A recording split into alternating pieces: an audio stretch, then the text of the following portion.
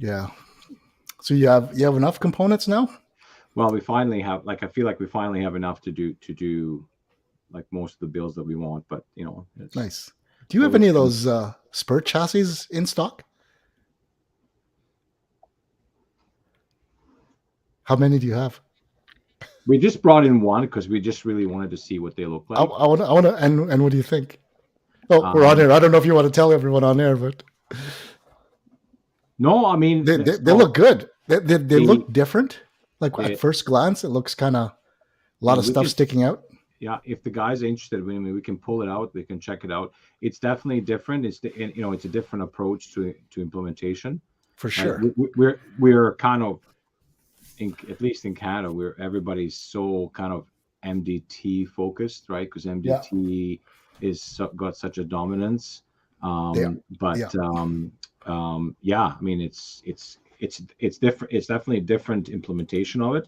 Yeah. It's nicely done. Everything's good. Like, it feels like it's kind of like a Cadex quality. Yeah. You know what I mean? Like, a little bit. Is that the front end round? Is that a round handguard, or is that square? It's roundish. Roundish? It's Yeah, oval. yeah.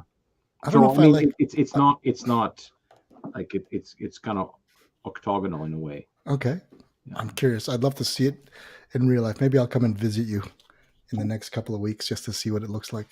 yeah. That would be cool. It's on We're my trying list to to look at. we're trying to figure out what we're gonna drop in it, so we'll see.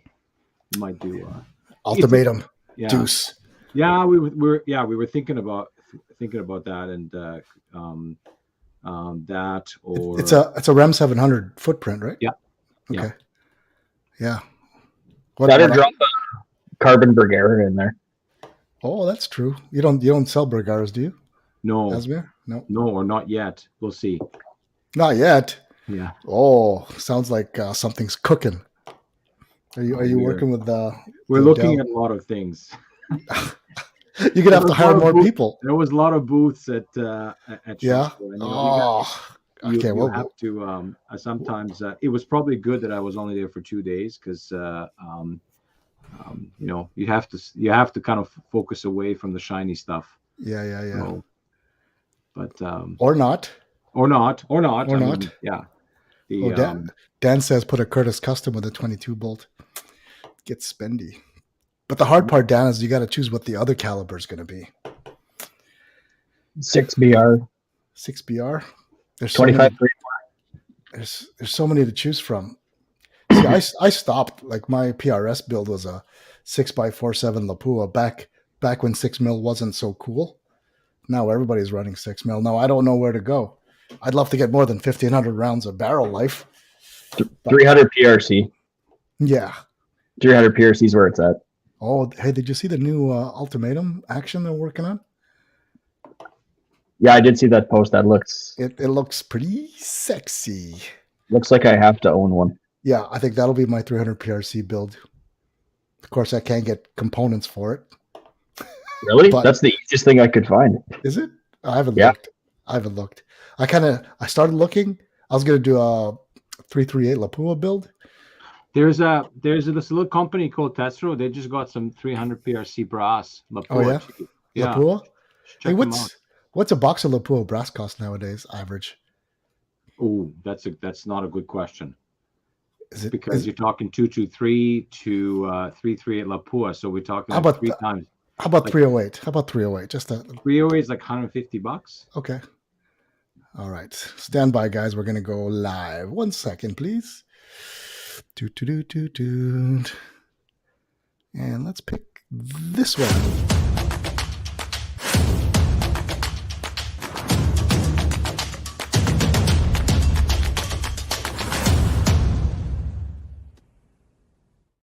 Hey, welcome to the Rimfire Nation podcast, season 2, episode 5. We have with us tonight Mike from Team Banyak Precision. We'll get into what Team Banyak is all about. I had the privilege of shooting with Team Banyak last year when they were just starting out. And also our favorite sponsor and small arms dealer, Asmir from Tesro, is joining us. We have some special stuff. We have some year-end Tesro prizes to draw out at the end of the podcast for the ORPS 2022 season. Yes, ORPS 2022 season. I've compiled the list. There were 511 shooters in ORPS last year. That's a lot, coast to coast, around 20 clubs, 511 shooters, which is nice. That's probably 30% more than last year, if not more. I'll have to see. So, Asmir, what's new and exciting? Hey guys, well, fresh in. You guys already talked about this, but the Spearhead guys just sent us a first shipment of things, and yeah, these are awesome. Are those? Is that the muzzle brake? This is a muzzle. Yeah, this is the muzzle brake, and actually, this here is a tuner. Yeah. But we got tuners and the muzzle brakes. I mean, this is stashed away for it's the black one. Nice. Yeah, it's actually, it's kind of more like a titanium color. It's hard to see it here. Okay. It's not like a black. Okay. Here, I'll put it against the. Yeah. Nice. That's a ring black, and this. So it's actually looks even nicer than on the pictures. That's the problem. Nice. I opened these up, and I don't want to let them go, and then JP needs to kind of get out of my death grip and put them back in the box. But we kind of knew about these for a while because JP's knows the True Brothers class. So they've been kind of sending him stuff to test. They kind of exploded on the accessories market like a couple of weeks. All of a sudden they're everywhere. Everyone's got one. Which is awesome. Yeah. Well, so they've been working on this for a while. Yeah, it's not like like we knew about the product. We were waiting for them to release it, and we knew we were going to get it. So they went through a couple iterations, to make sure things are working and it's kosher with all the everybody. There's a lot of patents around the muzzle brakes, so. So they kind of had to ensure that they're not infringing on any patents or anything like that, and they were collecting feedback, and like these guys know how to put rifles together. Yes, they do. So it's not like they're not newbies, and so they wanted to make sure that things are well done before they release it. Right? So we got them in, and and we got some for the few people out there. There might be a CZ owner or two. They're doing a special run with the CZ factory threads for us. So those will be coming in probably next week. So okay, let's maybe spend a couple of minutes talking about this because this is very confusing. So there's half by 28 and there's a half by 20 threads. Yeah. And they both come on CZ rifles, depending whether CZ comes to Canada directly from Czech Republic or whether it goes through US. Okay. So so one is kind of typical North American, the other one is more common European thread. So we're gonna have both. Interesting. So obviously we want to make sure that they fit on CZ CZ rifles and they fit on the aftermarket builds, which are more kind of if you're looking at the aftermarket North American barrel, they'll be more standard thread. Yeah. Hey, Mike, are you running a muzzle brake or a tuner at all? No, I'm not. I need one for the Savage, though. The loader Savage. Oh, yeah. The most prestigious Savage in CRPS. Yeah, there you go. That's a good one. I mean, a lot of people say, well, why do you need one? You don't need one. You don't need anything, really, but if you're looking for stuff to bling out your rifle, Yeah. Because it looks cool. It looks cool. Well, they're beautifully machined. If you're running like a full size, a lot of guys are running a full size chassis.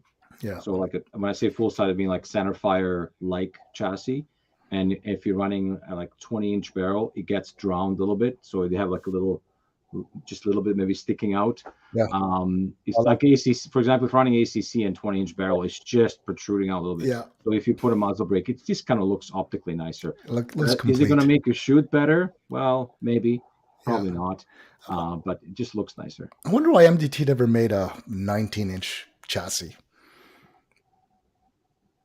Or an 18. Yeah. You can always cut it. I know you can, but we don't. Yeah, we don't. Yeah. So you were at SHOT Show recently, right, Asmir? Yes, sir. Is there a number one thing that you still can't stop thinking about? Or a couple? Well, I can't stop thinking about the steak that I had, but I don't think you want to hear about that. Later, maybe. So, okay. So what I can't stop thinking about is shooting the 375 enabler. Nice. So there was like probably 2 or 3 mil wind. Yeah.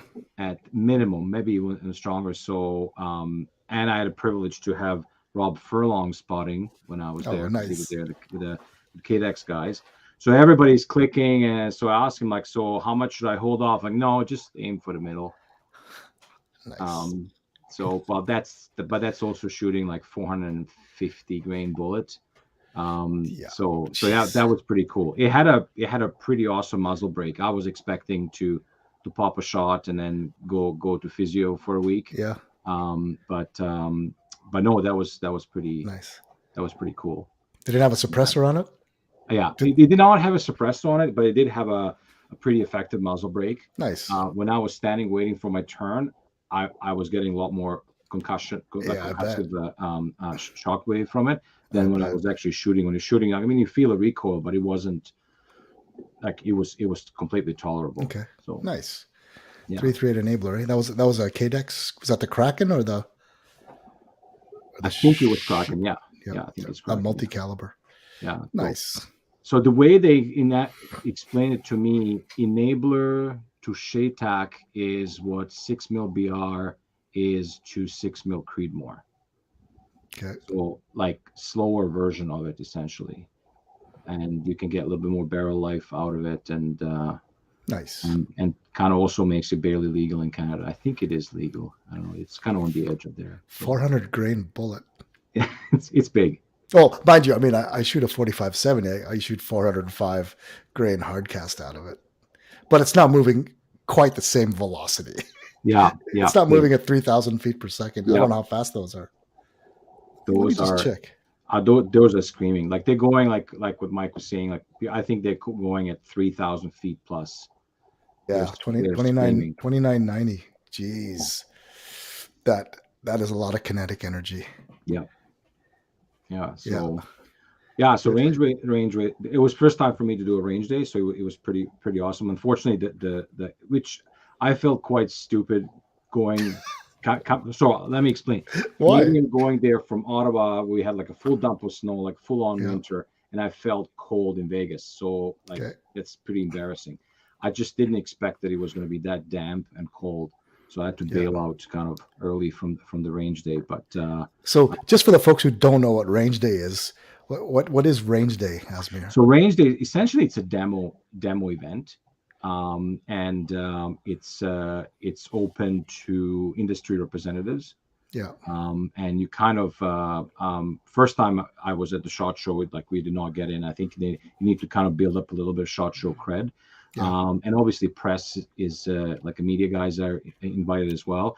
And they kind of have a couple of different sections. There's a long range, there's pistol ranges, and all sorts. And so they will have booths with different brands kind of showing off their stuff. Nice. And they have like a little pavilion with where there's kind of tents essentially with a couple of with other brands. They're just kind of more showcasing the items. Right.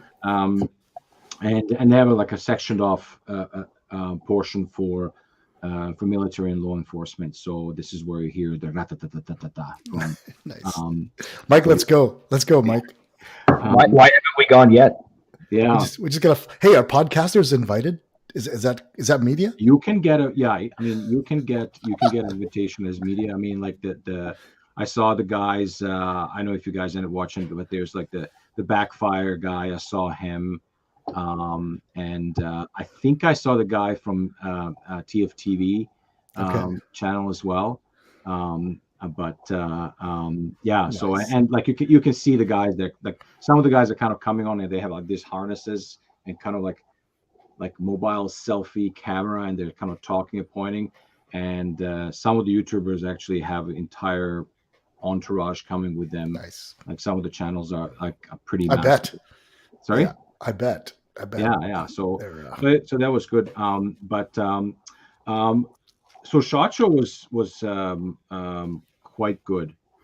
I have to say, I was a little bit skeptical going because it was canceled 2 years ago. Last year, everybody went and got sick. Everybody got COVID last year apparently, and it was very low attendance. So I did not have high expectations. Yeah. It was lots of people. There was lots of new products. I just scratched the surface of what I could visit. By the time I visited, kind of what I had to set myself as a homework. But it was good to see that there's lots of people. The companies are coming out with new stuff. There's a lot of new products. There's a lot of product upgrades and whatnot. I kind of focused on target shooting. Mostly rifle stuff. And I looked at few handguns just because I couldn't resist. We can't get them anymore. So I know it's so weird. It's just it's so weird. It's like and ARs and handguns. It's like, oh man, what's left? I mean, the AR platform is, I'd say, half of the booths have some AR stuff in them, even if they're not AR focused. That like they will have something. It's just so dominating the U.S. market. If you take AR 1911 stuff, I would say good half of SHOT Show is kind of represented by those two platforms at least. But yeah, neither of those are applicable to our market, unfortunately. So yeah, too bad. Yeah, right. So Canadians have really good showing. Even the guy at the one of the restaurants, he said it's like there's a lot of Canadians here. And I think what happened is like now that the traveling's opened up, Canadians have really good showing. There's a lot of good, strong Canadian companies there. Like the booths were very busy. It was good to see like MDT, KDEX, Apex, all these guys, just to name a few, but Trigger Tech, they were all super busy. Like I didn't even get a chance to talk to Trigger Tech guys. What was that new trigger they released? Tika? SKS, yeah. No. They released there's AR trigger that they released. Oh, that was a Tika. I thought it was a Tika trigger. Crazy. And I so I unfortunately didn't get a chance to talk to him, but it was good to see. It's good to see Canadian companies like getting being so busy, and like MDT booth was just like crazy busy, and and same thing like with Apex. I got a chance. I had to wait my turn to talk to Vanya, so it was good. Nice. I did get to meet his wife, and so we had a chat, and it was good. It was very positive experience. Like it's good to see the industry is healthy. That there's a lot of negativity around shooting in Canada. With all the firearms regulation and stuff, there's negative talk about it. So it's good to go to a show and see that this industry employs a lot of people. There's lots of shooters, obviously a lot of like-minded people, and a lot of positivity around everything. So we all complain about the gun laws and everything, and so they do in US. It's a little bit different level from us, but overall it was very, very pleasant experience. I was quite happy too. Good. Yeah. What new products do you guys bring in? What's new at Tesro? Yeah, so we already mentioned Spearhead. So we're gonna start bringing in Apex. We're nice. We have a few first shipment of Apex scopes coming in. Comes out, Vanya and myself come from the same part of the world, and that's not the reason why we bring them in, but it's just as a anecdotal. So, and Apex got, I don't know how much guys are following, but they have a bunch of new scopes coming in. I know. They're sexy stuff. And some new binos with reticle. Very excited about the binos. It's gonna be a big. Is it coming this year? I think it's coming this year, right? Binos are coming in. Just trying to remember. I just reading. I think they're gonna be like late spring, early summer. That the binos are coming in. So sometime spring-ish, sometime. Yeah, and then a couple of new scopes, and I mean, it was the first time for me to have Apex in my hands as well. Yeah.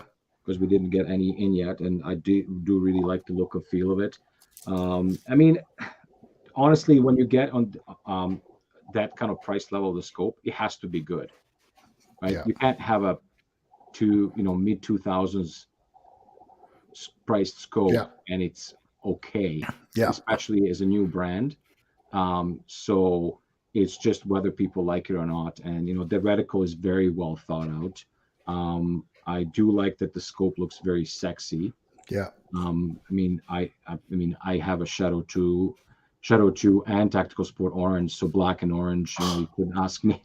You just gotta rub it in. You just gotta rub it in. Yeah, but it's a it looks good, right? It just like it's nice to see that when you get a product that you heard about and when you get it in your hands, it actually is as good as the picture is, or better. Yeah. Right? I mean, and especially with scopes, scopes are such a tactile thing. It's a personal thing. It's like picking a girlfriend. You can't just, you love what you love, and it's an extension of your eyeball. Yeah. Unless you order from. I was going to start going into all the various things we do to test the scope out. I said, no, never mind. That analogy is not appropriate. Yeah, no, not appropriate. No, but So I'm quite happy that to bring in Apex, and it's another Canadian company. We need to support our companies. And apparently the pre-order for Apex is tomorrow, because I just went on the website. Yeah. And the website is closed for maintenance. They're updating their product list. Yeah. So for the folks that are wanting to get in line, the line starts tomorrow at 10 a.m. apparently. So we'll see. It's the year of the low power variable optics. Everyone's got one. Yeah. Like Leupold came out with one, right? Yeah. So Mark V is going to have its version. Actually, that was I was just watching one of the YouTube videos that was voted as one of the top new optics of the SHOT Show. It was a 2.5 to 10, I think. 2 to 10. 2 to 10. I'm surprised they didn't go to 1. 1 would have been perfect. I can make a 2 work though. So that was the thing. Apparently, they basically said, no, we're not going to bother with 1 because it brings in a lot of complications and makes it difficult. It's technically challenging to do. So they decided, no, we're gonna go for 2. I think it's 2 or 2.4, something like that. And said, no, this is what we're gonna do. We're not gonna bother trying to squeeze an extra feature in and give up on the on the edge performance. And so the Vortex guys did it. They got a Gen 3 Razor that's 1 to 10. Yeah, it's about $6,000 though. Apex did the 1 to 10. Apex is a 1 to 10. Yeah. Yeah. True one. Apex is going to be the true one. So it was interesting. There was a lot of those scopes out, and to be honest, I personally didn't look at them too much because in my mind they're AR scopes. They're not. They're X22 scopes. They're X20. And this is what I'm very selfish here. Yeah. So if I actually told me from Apex, so I'm like, well, like who's going to buy these in Canada? And then I got schooled. So I'm like, because Athlon has one. That's the Aris ETR UHD that we had a loaner last year. So they have a 1 to 10. The problem is that the parallax isn't adjustable. So that's the only fly in the ointment. But I think most of the LPVOs don't have adjustable parallax. Most, I think 1 or 2 might, but yeah. Well, that's what it's for. And the other thing is, it is completely a viable hunting scope. Yeah, for sure. For a lot of hunting application, you don't go over 10 power. Yeah. And regular hunting, we're not talking hunting at a kilometer, right? Yeah. So so that makes it kind of as that application, and that was kind of like I'm not ashamed to say that was a learning experience for me, because I thought, I'm like, well, this would be like and it is an AR scope, of course, because that's a lot of 3-gun and such disciplines. That's pretty popular. That's it. So speaking of the Leupold also released range finding binos. Did they? Yeah. Oh, I gotta talk to Troy. Yeah. So I was quite excited about it. Yeah, for sure. Because they kind of been talking about it twice already, but nothing has been officially released. And the specs are not like, how to say this, they're not cutting edge specs. Okay. So it's good set of binos. I mean, it's their I think it's BD or BDX HD line binos, which are pretty good set of binos. Like they're not like Leica or Zeiss kind of binos, but it's also not paying $5,000 for them. It's $15.99 US. Yeah. So it'd be like, I think there's going to retail here, I don't know, 2,000-ish maybe, 2,000. Something like that. Yeah. Low 2,000s. And I think it's 2,000 yards, if I'm correct. I don't see it, but yeah. But not like a huge distance as some of the things on the market. And so I asked the Leupold guys, I'm like, so I know there's products out there, and like, well, listen, we're a hunting company. This is going to be for pretty much going to satisfy any hunter out there. Yeah. And that was the focal point, and it needs to perform in hunting conditions all the time. I'm like, okay, makes sense. And it's like, for a lot of if you're shooting rimfire, obviously 2,000 yards is more than enough. But for ELR guys, probably won't be cutting it for some of the applications. So that was interesting. But I'm very curious to have them on hand. I mean, for sure. Leupold doesn't do multiple releases. Generally, they're very conservative when they do a product release, because it's like, when it's released, that means it's tested quite a bit. They don't rush to the market, which is why they're always so late. And us as Leupold dealer, we sometimes get pissed off at them. Like, everybody has this product, and like, come on, guys. And then they're like, nah, we need to test it. Yeah, but Leupold owners are loyal owners. I mean, they'll buy it when it's ready, and they're not going to switch because they're perfectly happy with what they got. Yep. I mean, the Mark V, the Leupold Mark V is an awesome optic, right? There's nothing wrong with that. So why would you can change, but I don't think you'll get better. You'll get different, but I don't know if you'll get better. But again, I haven't done the extensive back-to-backs, but I put my eye behind a lot of glass. The Apex is also nice. It's whatever. Again, it's a personal choice. Yeah. Hey, Mike, what are you running for optics right now? I got the Apex of my Deuce when they used for King of 0.2 miles last year. Nice. I was very happy that I had that scope on there. Nice. Yeah, we gotta get the cat was this. Yeah, we gotta get Vanya out there. Yeah, actually, that would be great. Yeah, I think he's turning into me. He's talking about shooting more than shooting. It's getting closer. It's getting closer, because we're gonna have a 22 Hunter the day before, and then King of 2.2 the day after, in July in Saskatoon. So much fun. It's so much fun. Yeah. When you're gonna have it, so that's when the King of 2.2 is gonna be in July. Yeah, in Saskatoon. July. It's what? Not confirmed yet. I'm waiting to get the confirmation. By the way, the Rimfire Precision calendar of events has been updated at long last. So the 22nd and 23rd. So we have the 15th and the 16th is the Prairie Summer Classic, and then the 22, 23. So 15 and 16 is a 2-day Prairie Regional Championships, and then the following weekend is 22 Hunter and King of 2.2 miles. So yeah. So that should be a good one. Should be another great week at the Twisted Rooster Ranch. Awesome venue. It's a beautiful playground. Man, it's so nice there. We're gonna get the tactical Toyota back out again. Ooh. Oh, that was so much fun. Maybe we'll put a 50 cal turret on top. I have that. I got my little magnet.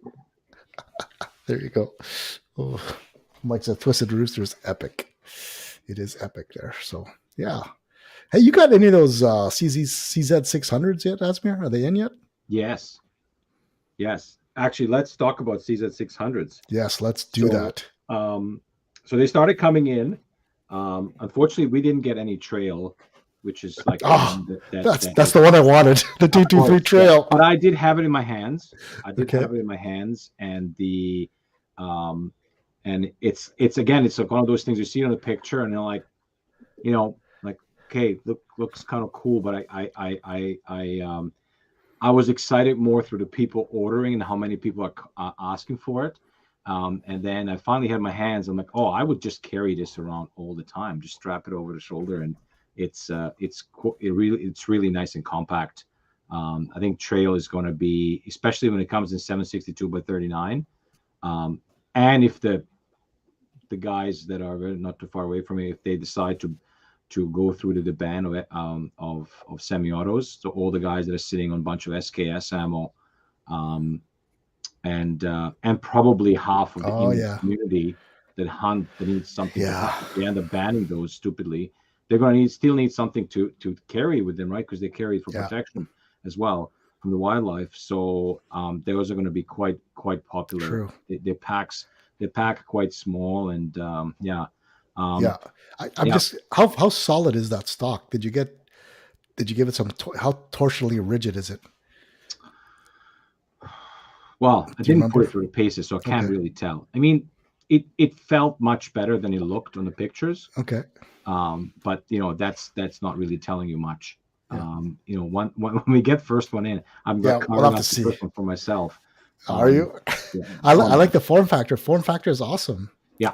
When if you choose 223, then it's got you've got options at that point. Yeah. So yeah, for sure. And cool.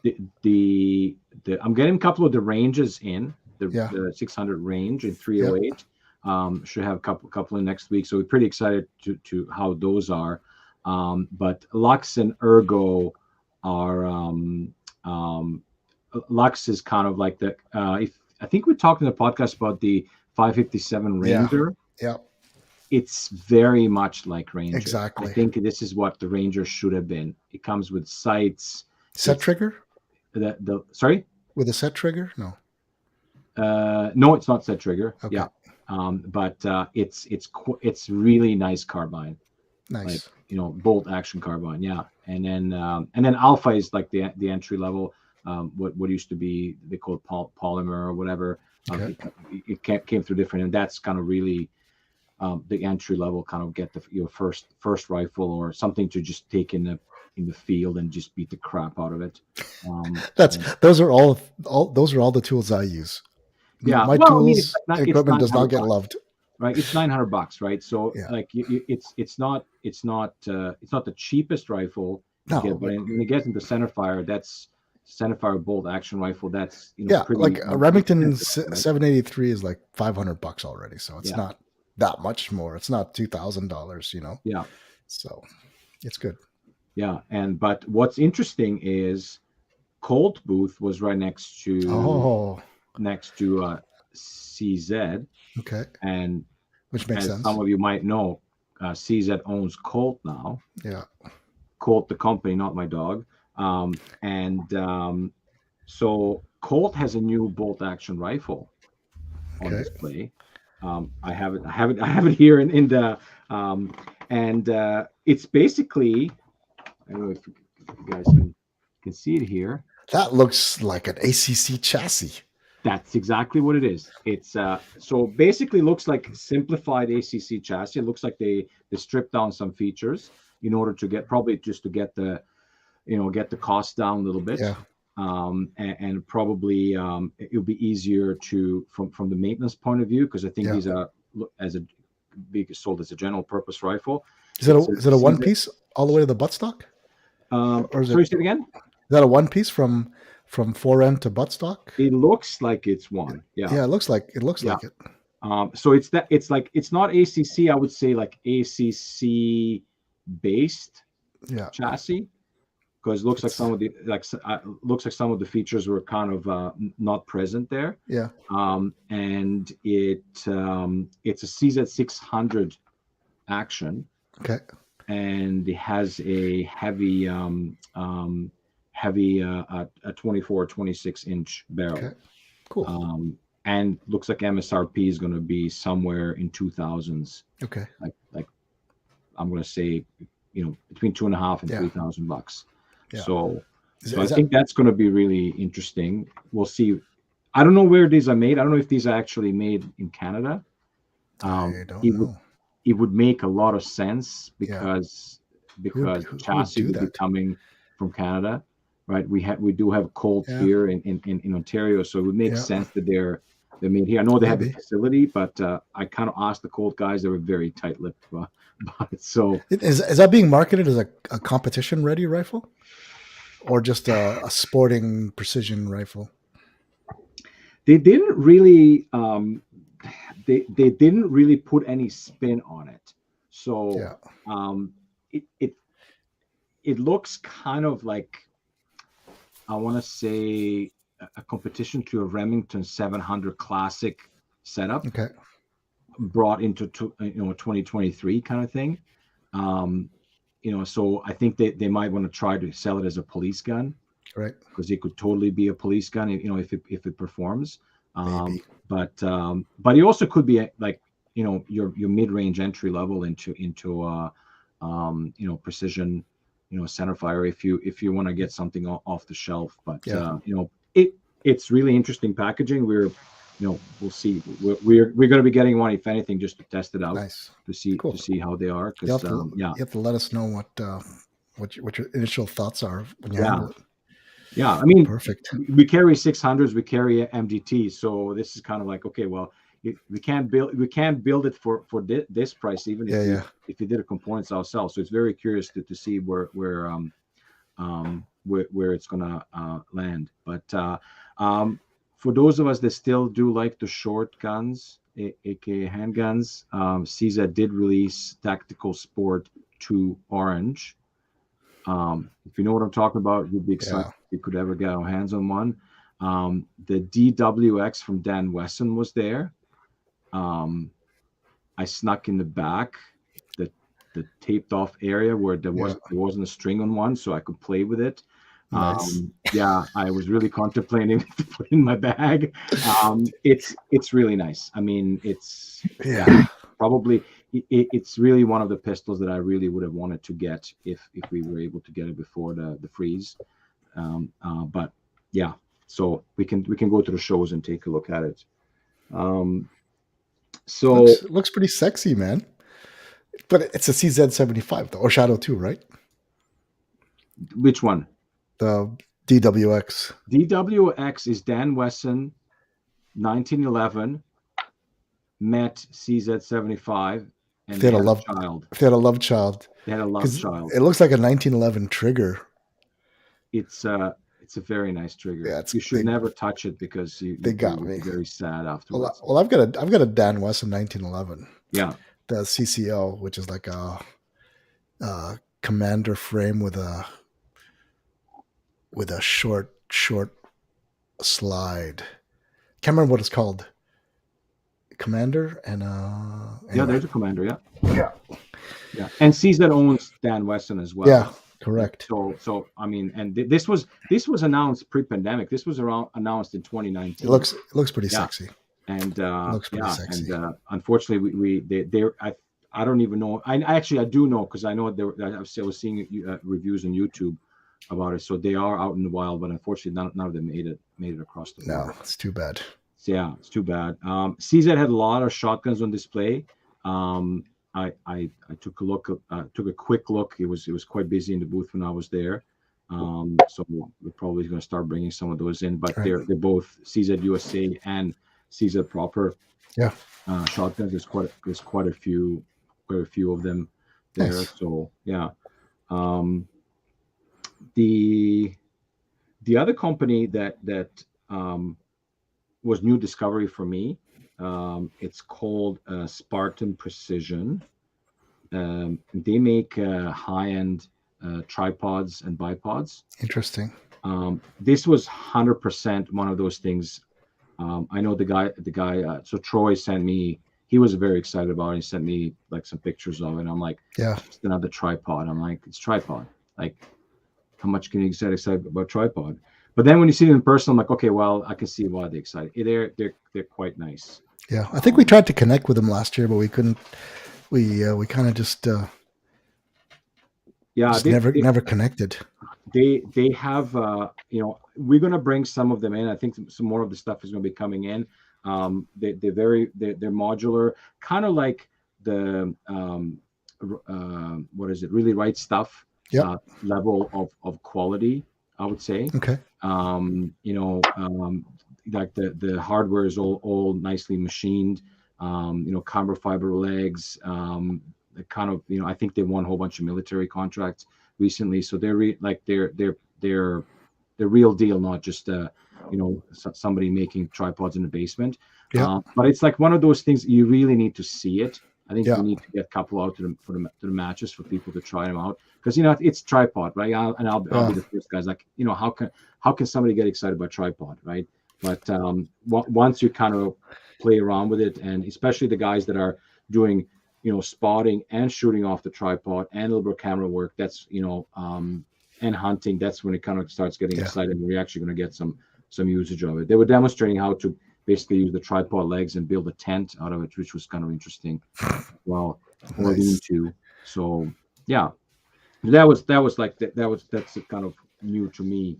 Company that I've never been to before. Nice. So another one that has like our first optics company, which is Citron, which is very dear to our heart. They have a whole bunch of new scopes that they released. In particular, they re-released their S1 line, which is their entry-level scopes. Yeah. So like $300 to $400 range. Wow.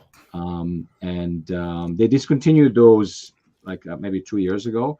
So they've basically gone and updated the hardware on it and look and feel. And I think they're going to be really good, for somebody looking for entry level optics, simple optics, hunter holdover, duplex reticle, like nothing too complicated.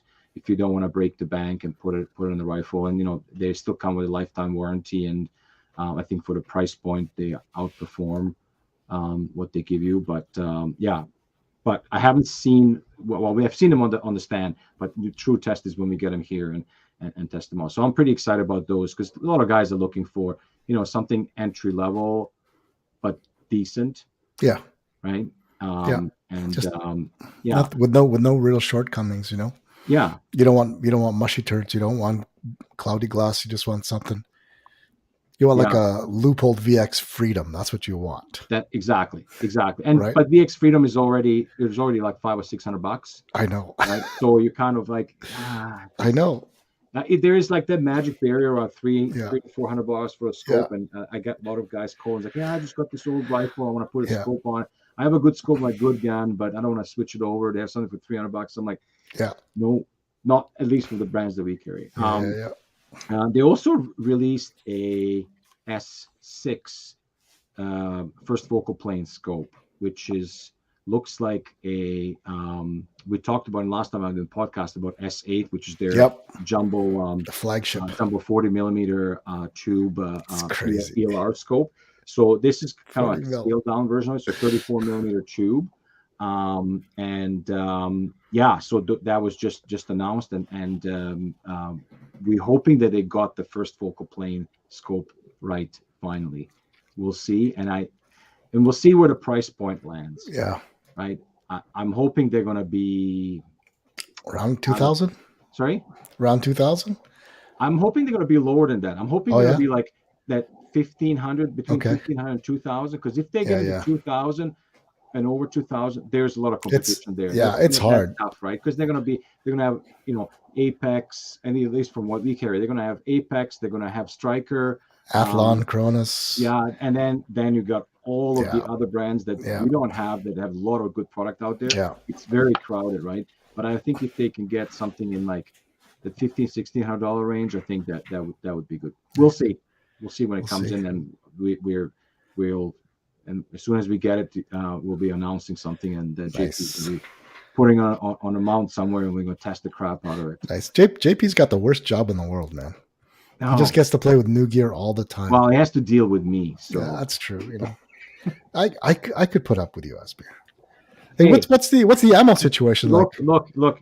even when my wife travels, brings him chocolate back, so he's not suffering that much. I need to put this back. This is his personal stash. Are those Ritter Sports? Those are Ritter Sports. Oh, small travel size. Yeah. Nice. Hey, what's the ammo situation like? Rimfire ammo. Are you out of stock? Are you fully stocked? No, we have like very little stock. Like so we have maybe a few bricks of here and there of Lapua, and for SK, basically we have what we stashed away for the samplers. Okay. Because like we talked about earlier, a lot of guys are putting together new setups, and they want to test the ammo. So we reserved a bunch for samplers, but I don't know when we're going to see ammo. I did see that March, April for Ely? Not before March, April. So I'm just going to put this out there. I know that there's some ammo coming into Canada. I noticed the ammo popping up at some other retailers at significantly higher price than what we sell it for, but it's available. So, like, that's all I'm going to say. I mean, like, we're all in the same business. We're all trying to win the market or whatever. Some of it's coming. I think I don't know if it's coming from the same source as we. I mean, it all comes from Lapua factory, but I did notice the price is significantly higher than we sell it for. Maybe that's just the new price. I really hope it's not. Yeah. But I noticed it's popping up here and there. Maybe it's coming from states, right? Which means like it's taking many hops to come over. But Ely is coming March. I heard March. Yeah. So we should have a bunch of Ely. Hopefully more than last time. That kind of actually we do have. I think we do. I think we did find some Force and Contact that was sitting on the shelf, and we didn't put it online. So some of that is available from Ely and 10x, but a lot of guys here don't shoot 10x. Few do, but it's a little bit on a pricey side. Yeah. So that's kind of the ammo situation. I was talking to the guy. I spent quite a bit of time at so Lapua, Victavuri, SK, Burger is part of the same company, and it seems like every time I go to the booth, there's more and more people that I know through my competitive. Oh, nice. Because they seem to be just mopping up the people that retire from competitive shooting, and they kind of join the industry. So there was two new guys, too new to Lapua, but not new to me. And they were saying how the hardcore benchrest guys are getting pissed off by PRS shooter because they're taking their ammo. In their view, it's their ammo. Okay. Because the PRS has graduated from mid-range to high end. Right, so guys are looking to kind of get an edge. So it's not just SK. A lot of guys are testing, Lapua line of ammo at the test center, and then scooping up all the lots, and then benches guys come over and it's like, that's all Mike shoots. Mike only shoots Center X. Well, there's that new Lapua long range that if I get my hands on some of that, could look interesting. And that's a good segue into that. So.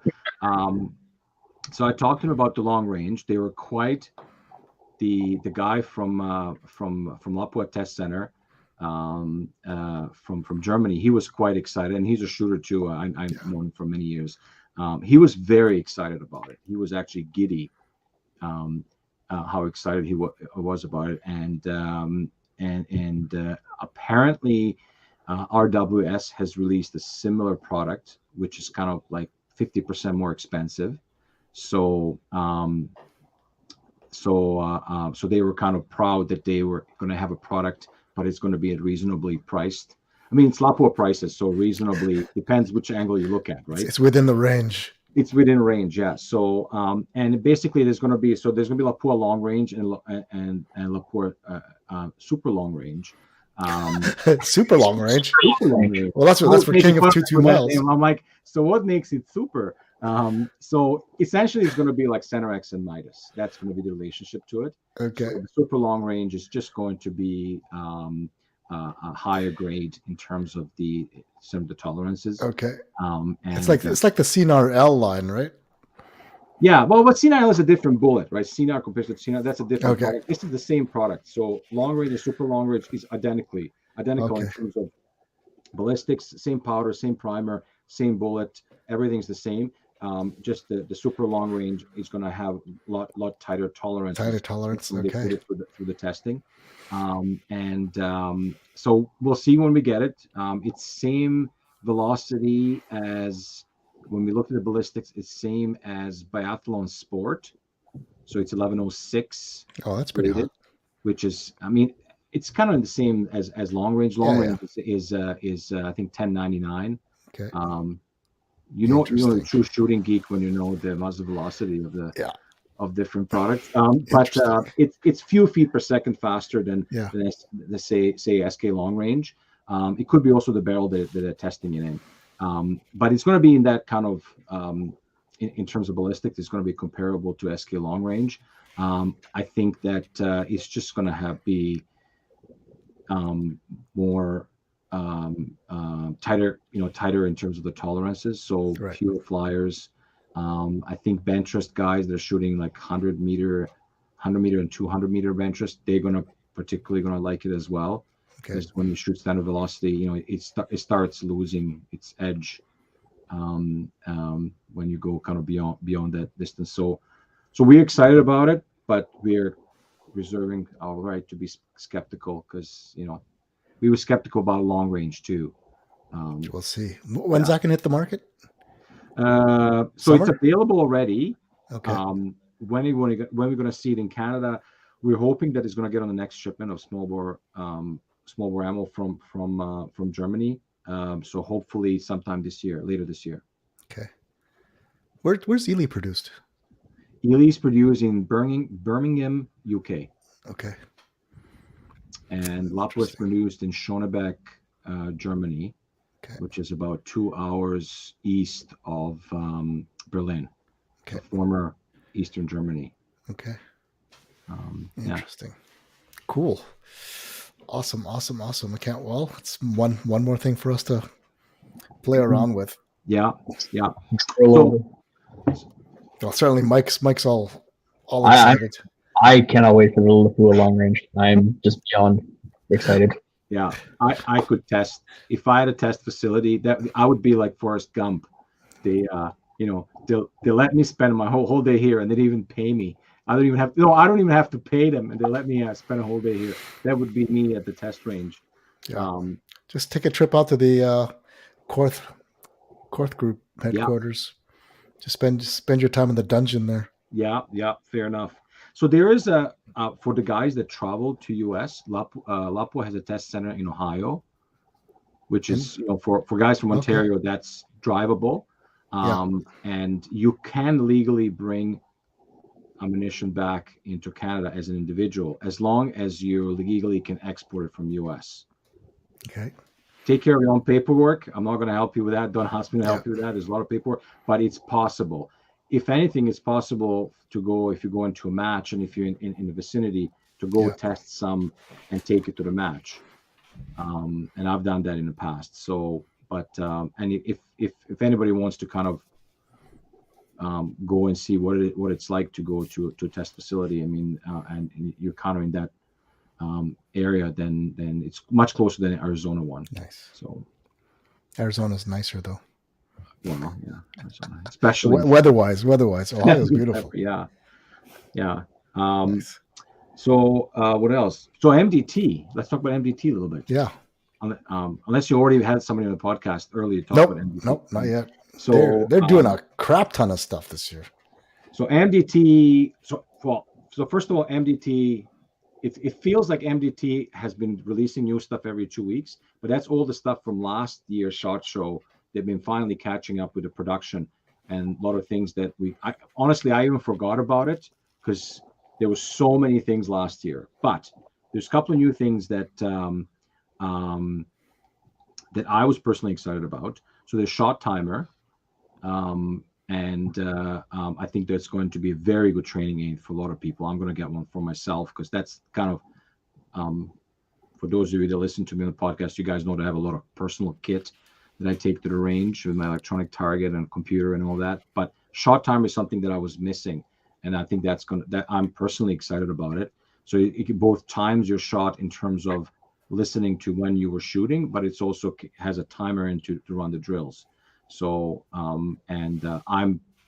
that's kind of what I know about it. But if it does what I'm expecting it to do, I think it's going to be a great addition for training and running drills and everything. The other thing is they had their much anticipated electronic trigger, which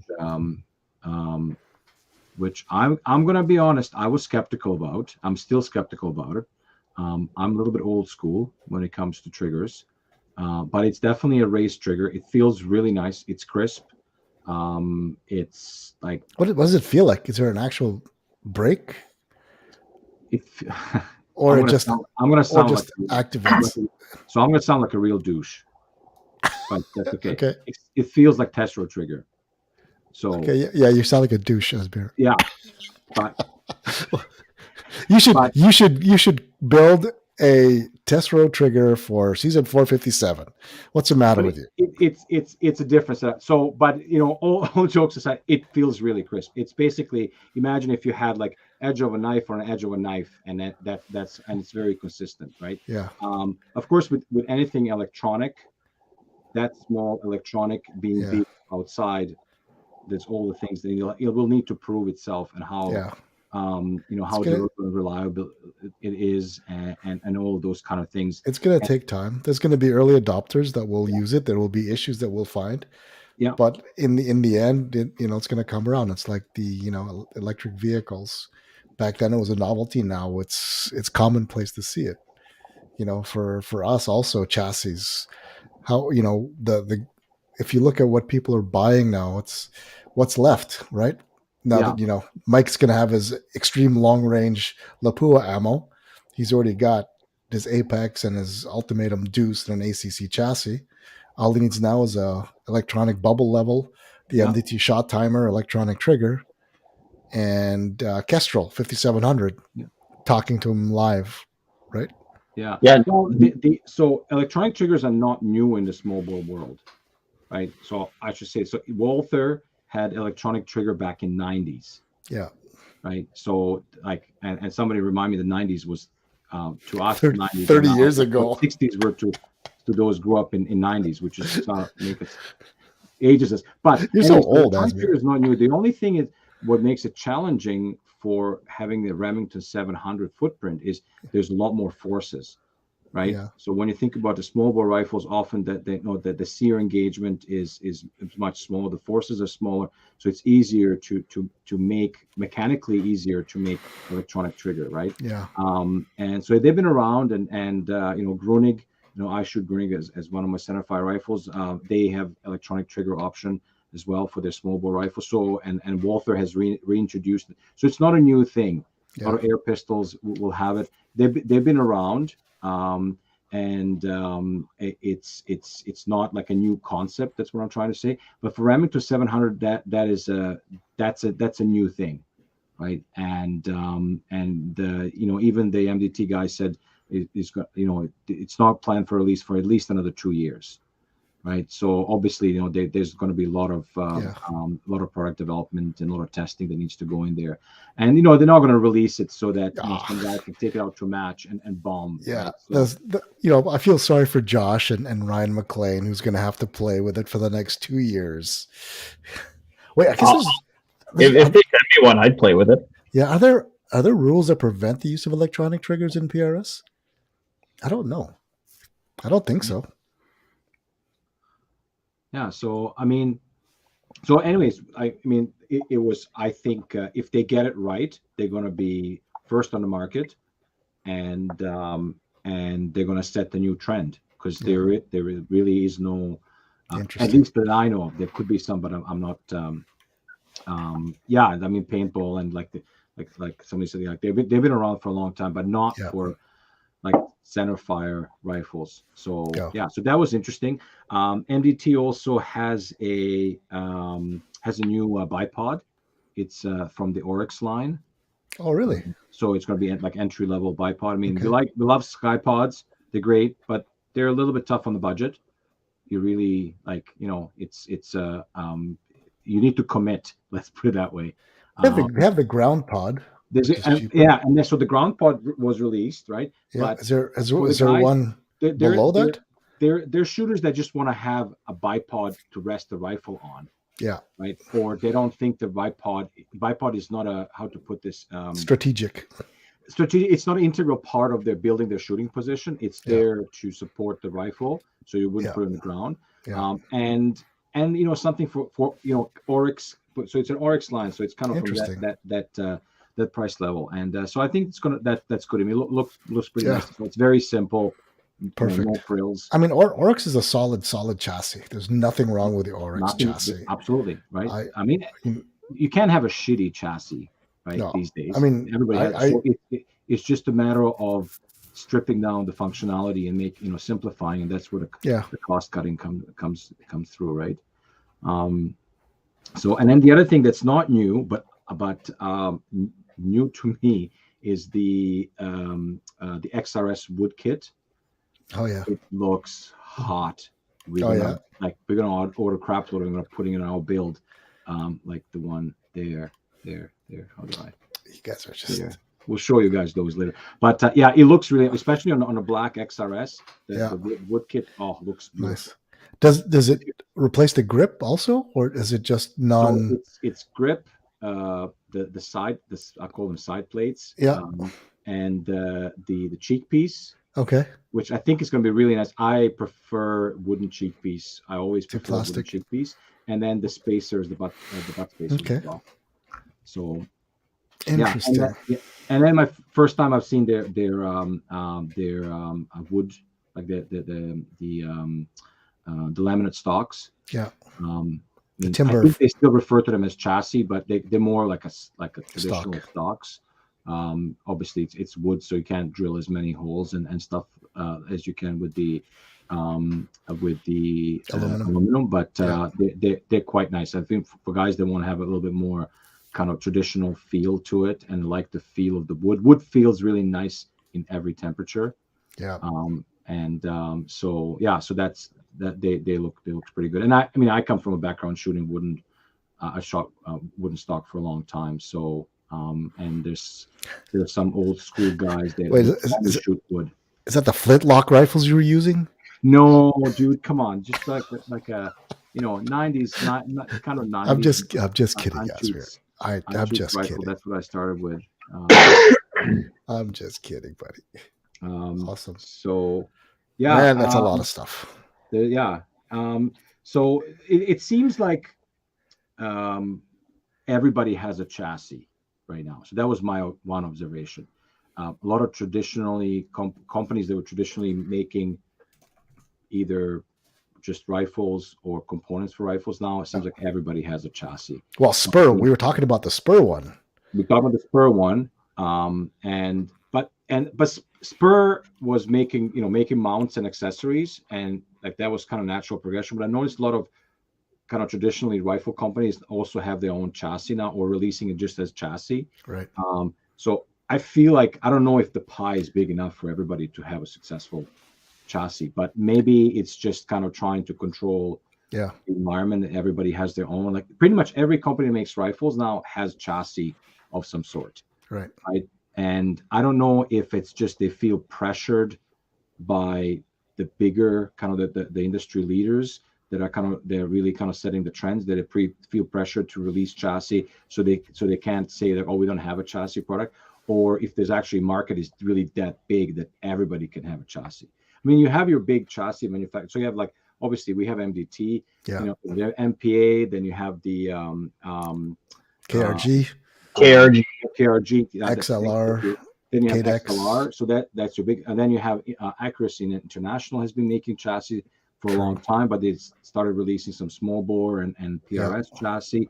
Then of course you have our friends from KDEX that have chassis, just to name the few. But then those are like some of the big ones. That probably covers 80% of what we see. We see a couple of Manor stocks out there. People are shooting. But Manor has been making stocks for a long time, right? But they make stocks, right? Yeah, we used to see J. Allen Enterprises but that are now MDT. MDT, right? And we had a couple of those in. Those lasted just about maybe 2 days here on the shelf. We got to take pictures with Deuce, and that was it. Nice. But then a lot of other companies that are traditionally like rifle companies, now they're releasing chassis. So it's interesting to see like Grey Birch, like everybody has one. So it's good. That means like if market can support it, that's great. That means that there's a lot of competitions, and it's great time to, like, there's a lot of choice now. You can have you can basically pick and choose and use what you want to use. But I mean, as I said, in Canada, like you said, like you mentioned, like it's very dominated by few big brands. I mean, MDT is a homebrew for us, so of course MDT is a first one, should be the first one. Yeah. I mean, it is a Canadian company. Even if you maybe don't like MDT style of chassis for whatever reason, they have preference for something else, it should be one to compare everything to, because they are, first ones to kind of set some of the trends. And there's certainly a lot of companies that are. I mean, the ACC was the standard to which everything else is compared to. Yeah. To a certain extent, MPA's Masterpiece Arms has kind of come up there now also. But did you get a chance to see the Elite, the ACC Elite, which is the new version? Yeah, just like very quickly. Yeah. I mean, we're gonna get the guy that's going to eat those chocolates he's getting his Elite very soon, so we'll be playing with it. And I think it's just that Elite is like next level refinement. So from what I heard, the regular ACC is not going to be discontinued. It becomes the premier. Yeah, I think. Yeah. So and the but Elite is going to be, looks like it's going to be just Ram 700 footprint to start with. Oh yeah. We were wondering what's going to happen with 457s, right? So if they're going to discontinue, I was going to just buy up a whole bunch for our builds. Yeah. No. That's going to stay, and I think it's also. I mean, this would be awesome. Some rimfire specific chassis, right, with the adjustable magwell that everybody knows is always the big thing. I'm talking up the KDEX guys about it, so we're sending them something to test for us. I'll just leave it at that. And but yes, that's definitely nice. It's come up. But yeah, so I think Elite's going to be, like, as I said, like it's that next level of refinement. It's bringing, like so many years and so many shooters experience of ACC to kind of next level of input from it. Yeah. But there's also so many people there that have based their setups on ACC. Yeah. Right? They have they have multiple rifles in ACC or running through same ACC. They're swapping barreled actions. So they, MDT now kind of has to be like Windows. They can't just have a new version and everybody's stuff is not working, right? Yeah. They need to be backwards compatible. It need to be backwards compatible. And that's the so it's good. I mean, I'm glad that they're going to be supporting it for a long time. And in particular, like I said, for Ram 700 and 457s, that's kind of what we're using, and on shoots. So let's talk about on shoots. Why? There's only one. Well, there's two. We have to include Kareem in this with his Fortner action. Oh, come on, be nice. There's three. There's 3 on shoots in CRPS that I know of. Right? Tony Norman runs one, Ken Rod runs one, and Kareem Kilani runs the Fortner. Yeah. It's not as fast as my Bergera. True. We proved this last year on a Mad Minute stage, right, Mike? Yep. So on shoots, guys. So first of all, I went to the booth and I get a hug from Joachim Anschutz, who's the owner, and he's like, "Oh, we got to take a picture." Comes out, he's a buddy with my brother-in-law. So that was kind of funny. But they had no rifles, so I'm like, "Did you just show up to give out business cards?" Apparently, their crate was stuck at the customs. No, so it wasn't their first day. Oh. So I went to talk to them, and they had I think it's 1518, which is like 1710, but it can take biathlon triggers. with a stainless steel 24-inch stainless steel barrel in Accuracy International chassis. Interesting. Yeah, it was. Oh, now you have my attention, Asmir.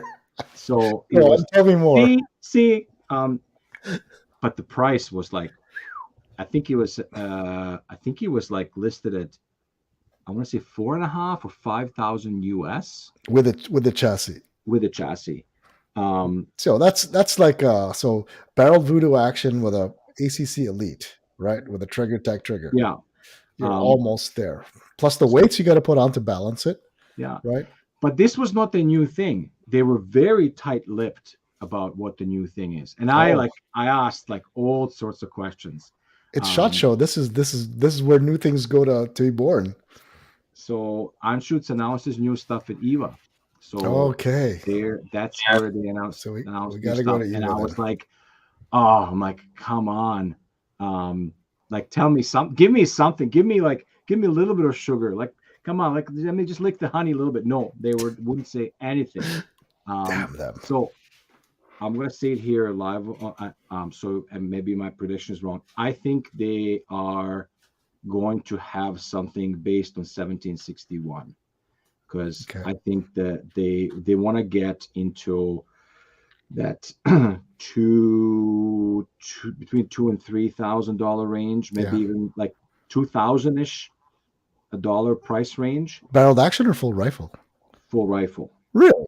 So I think that's where they want to get in. I could be completely wrong. They might come up with a $10,000 gun or something completely different. Maybe they're going to come up with a machine gun. I don't know. I could be completely wrong. Interesting. Because they dropped their Match 64. That's been discontinued. The tooling has been retired. I don't think there's any That's more. interesting. 1761 is their modular platform, very comparable to 457. You can there's barrel kits. You can have 17 HMR and 22 Magnum, and they even have Mac 2 for some time. Interesting. So I think they want to try to make something with that. That's my prediction. Yeah. But they're missing 10-shot mag, which is really strange. The company like Anschutz couldn't put together a 10-shot mag for 1761. That's my prediction. And when I come back from EVA, if when we chat again, they can tell me, I'll tell you, Asmir, you were right, or you're completely out to lunch. We're just going to get Mike to 3D print a 10 round mag. I just make one. He just prints them all the time. Yeah. So interesting. Yeah. So we'll see. So we'll see. I mean, and I do have to say that we did get some of the 1710 in ACC with the stainless steel barrel, like Anschutz stainless steel barrel. Those are really nice looking. Like it's a high polish kind of that. Oh yeah. More chrome looking. What look barrel. What was the finish that Tony had on his? That's one that Tony has. That's the one, eh? Yeah. Because I saw it I think last weekend or a couple of weekends ago when I was at the ORPS match. He wanted stainless just for the maintenance. Yeah. It comes a little bit of a shorter barrel, the stainless one, but he wanted stainless because he wanted just because he's going to be out in the rain and stuff, because he wanted to be a little bit more weatherproof. Nice. That's So cool. Well, you're gonna have to give us an update at EVA. Yeah. Once you. I mean, they're not stupid, right? They can see everything that's going on in PRS. PRS Rimfire. If you're not in it, then you're not in the game, right? And Anschutz used to be, a few decades ago, be all for Rimfire. Yeah. Right. So they really, they're trying to get back into it, but they need to have a product, right? They need to have a product that works for everybody, works for the competitors, right? So I've been telling them that, but who am I to? I mean, I was tempted to try out the multi-purpose 64 based rifle. Yeah. But it just never it didn't look like it was advancing, It was just you would lock into that rifle and that was it. Yeah. Yeah. I mean, and there's no chassis support. So ACC there's ACC available for 1710. Yeah. And we carry those, we bring them in, but it's very it's very limited. It's they need to be a little bit, they need to change something. So I really hope that they they're either going to come with a wider range, kind of more fitting product line for themselves, or they're going to partner with MDT or somebody and actually have rifle that's going to fit kind of existing popular ecosystem, right? I think about an on-shoots and an XRS, a wood XRS becomes really interesting at that point. Yeah. Less ACC because, right now we're running the Deuce Ultimatum IBI in an XRS, and I much prefer shooting that rather than when it was in the ACC. It just feels right. But the other rifles like the Rim-X and the Voodoos feel much better to me in the ACC. Well, they're purpose made, right? So the Voodoo, Voodoo and Rim-X, which is new kids on the block, relatively speaking, in terms of the Deuce as well, right? So those three were kind of born into PRS, whereas the unshoots, all the unshoots barrel action existed before PRS, so they're trying to kind of fit in, right? So I think that kind of look into it, and 457 was kind of like Bergara and all of these, they were already made to be kind of modular, editable to your own taste type of thing. So so it's going to be interesting. I mean, it's being a shooting geek, I'm pretty excited to see what happens. I mean, they might completely miss the mark, and I don't know. I mean, I think there's a lot of people asking for the same thing. I don't think they can ignore it. Yeah. If you look at the growth of the American market for them, how fast is biathlon growing compared to rimfire PRS, right? Yeah, and biathlon is one gun. Everybody's using Fortner. Yeah. Right. So just the point, I see Kareem's commenting. We are fitting actually a 1727 into a Tesro stock. So we're very excited to see what that. When's Tesro getting into the rimfire PRS game? So so there's a couple of like hardcore limiting factors to making a repeater. For 22. There's a shitload of pardon my language, patents around the magazines, the 22 magazines, and for a good reason, right? The guys want to protect all the IP that they put into it. So so they're, it's difficult to, even if you claim that you invented it yourself, if it's very close to somebody else's, it's very difficult to make that claim. Right. But, if two people independently work to solve the same problem, likely there's highly likely to come up with a similar solution. Right. But if somebody was the first one that did it and patented it, the other person is seen as a copier. Right. So that makes it quite difficult. I've been pestering my brother-in-law for a long time about it, but we'll see. We'll see. We'll see. Perfect. Yeah. I've been pressing to make actually semi-auto, but keep the pressure on. Keep the pressure on, man. Yeah, I don't know. Maybe we need like a Kickstarter campaign or something. True. Maybe two guys, just you and me. I'm getting Kareem. So we'll start. Kareem, you have Kareem's attention now. Yeah. Perfect. So Kareem, I think we just need a rematch. Yeah. So there's some bad blood between Kareem and Mike, because Mike apparently is faster at cycling and hitting targets with his bolt action compared to Kareem and his Fortner action on shoots. I don't know. Maybe Kareem was having a bad day, or maybe it's representative of what we can expect. I think Mike is just a superhuman. I have a question for the audience here. Yeah. Has anybody tried the Browning T-Bolt? Yes. T-Bolt? It's a beautiful rifle. It's a beautiful rifle. Because it's a straight pull. Like, like, would it work? Like, I mean, I saw it and I was like, how did I not know about this? Yeah, it's a beautiful rifle. It doesn't look very PRS-y, right? But cycles, it shoots well, right? But I don't know how many people have put a lot of cycles through it, right? Yeah. But I don't remember the bolt engagement, how slick it was, because you want effortless, right?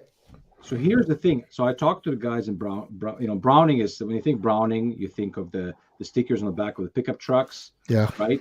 And shotguns and hunting rifles, right? You don't think of competition 22 rifles. At least I didn't. So I talked to the Browning guys. Apparently they had MDT chassis for it. Okay. Huh. So I'm like, what? How did we not know about it? Interesting. So, And so, anyways, like I'm like, I need to do a little bit more research because, I mean, I'm just curious. It would be. So JJ says he owns the new T-Bolt. Okay. Yeah. And it's not effortless. Yeah. So that's probably so. So you probably have to be heavy chassis, very heavy chassis, so you can take that in, like, you can stop the inertia or absorb the inertia. Yeah. And I think he's saying that So I mean, it's nice. It's nice. It's, again, the Fortner's the king for a reason, right? It's I mean, it's indisputable as the slickest action there is. It's not the fastest action nowadays, apparently. Yeah. We proved that last year at the CRPS Summer Classic.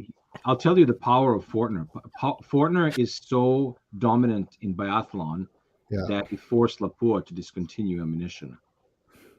Huh? So apparently Biathlon Extreme, which was released a few years ago, it 1% to 2% of Fortners did not cycle. And that's a kiss of death. Yeah, and essentially, Lapua guy was kind of a tear in his eyes when he was telling me, because apparently it was, and I know we tested as well. The ammo was really good in terms of accuracy. Yeah. But that lube apparently just in few percent something about it didn't work, and that killed it. That was it. Because that's interesting, right? So, and everybody's is going to the sticking with polar. Yeah, which is kind of like the for the at least for biathlon, that's the cat's meow. So nice. Yeah. Tell you what, Asmir, we were going to do the draw at the end of the show. Why do we do it now? Yeah, if you don't mind. Yeah. Otherwise, I'll just keep on talking forever. Yeah, we need to dedicate a full Tesro, couple of hours just to go, because there's. I think what we need to do is bring you more often, right? That's the key. So let me. 2 episodes for Iwa though. Oh yeah, for sure. So let me bring up the 2023 shooter list. So I don't think I'm displaying anything. Okay, that's good. Yeah, I don't think I'm displaying anything not appropriate. So we have. Oh, sorry. I need to work my split screen here down below. Okay. So we have from 1 to 511. So these are all random sequence. So it's a random sequence, and we're going to have a random number generator. So these are, we've removed any duplicates. So there's no, oops. So everyone's here from last year. Okay. So now we're going to, can I do both? I guess I'm going to do both. I need to do a random number generator. So what's the first giveaway going to be, Asmir? How many giveaways are there? So there's I think we missed 3 months. Let me look at my stash here. No, we're going to catch up though, Asmir. I have all those names drawn. So we were a bit delayed in the monthly prize draws. So we are going to catch up. So I've got those names already. I'll send them to you. Okay. So all of those, I think from July onward, I think it's more than 3 months. Okay. 5 or 6 months. Yeah, because I was just looking how many kits I have here. Yeah. So I have 4 kits here. Okay. Yeah. So we'll draw 4 kits worth then. So that'll cover up to the final competitive. So August, September, October, and either July to October or August to September, depending on which ones we missed. So for each month, we have a swag bag. Yeah. So do you want me to show it, or you want to keep it mystery? We'll keep it mystery. Yeah. So there's a swag bag, and there's a hat. Yeah. It's either Lapua. Sorry, no Lapua hats. Don't please. Lapua hats are hard to get. Even for me. So either Leopold or Hornady hat, and then Leopold glasses. Nice, very nice. And then for the year end. So this is the year end Outlaw Rimfire Precision Series draw by Tesro.ca, who is our national title sponsor for the series. So thank you, Asmir, also a sponsor of the podcast. So thank you for all of the information you're helping the shooters across Canada provide. So I've got a random number generator now of 1 to 511. What is the first prize we are drawing? Do you want to go from big to small? Let's go small to big. So let's do a hat. A hat. Okay. So we generate 439. 439 is, you'll just have to trust me that I'm drawing, because Ben Mees, Saskatchewan production shooter. Ben, sorry, I don't have my glasses on. I'm going to increase the font size. Sorry, guys. Ben Maas production, Central Saskatchewan. Congratulations. And so 439 and wins a hat, correct? All right. What is the next one? Next one, let's do the swag bag. Swag. Is this for the year end, or? This is the, so are we doing monthly now or doing the year end? No, we're going to do the year end, because the monthlies we've already drawn. Okay. Yeah. So do we need to redo then? So Ben doesn't win a hat? No, he does win a hat. Yeah. This is the year end. Yeah.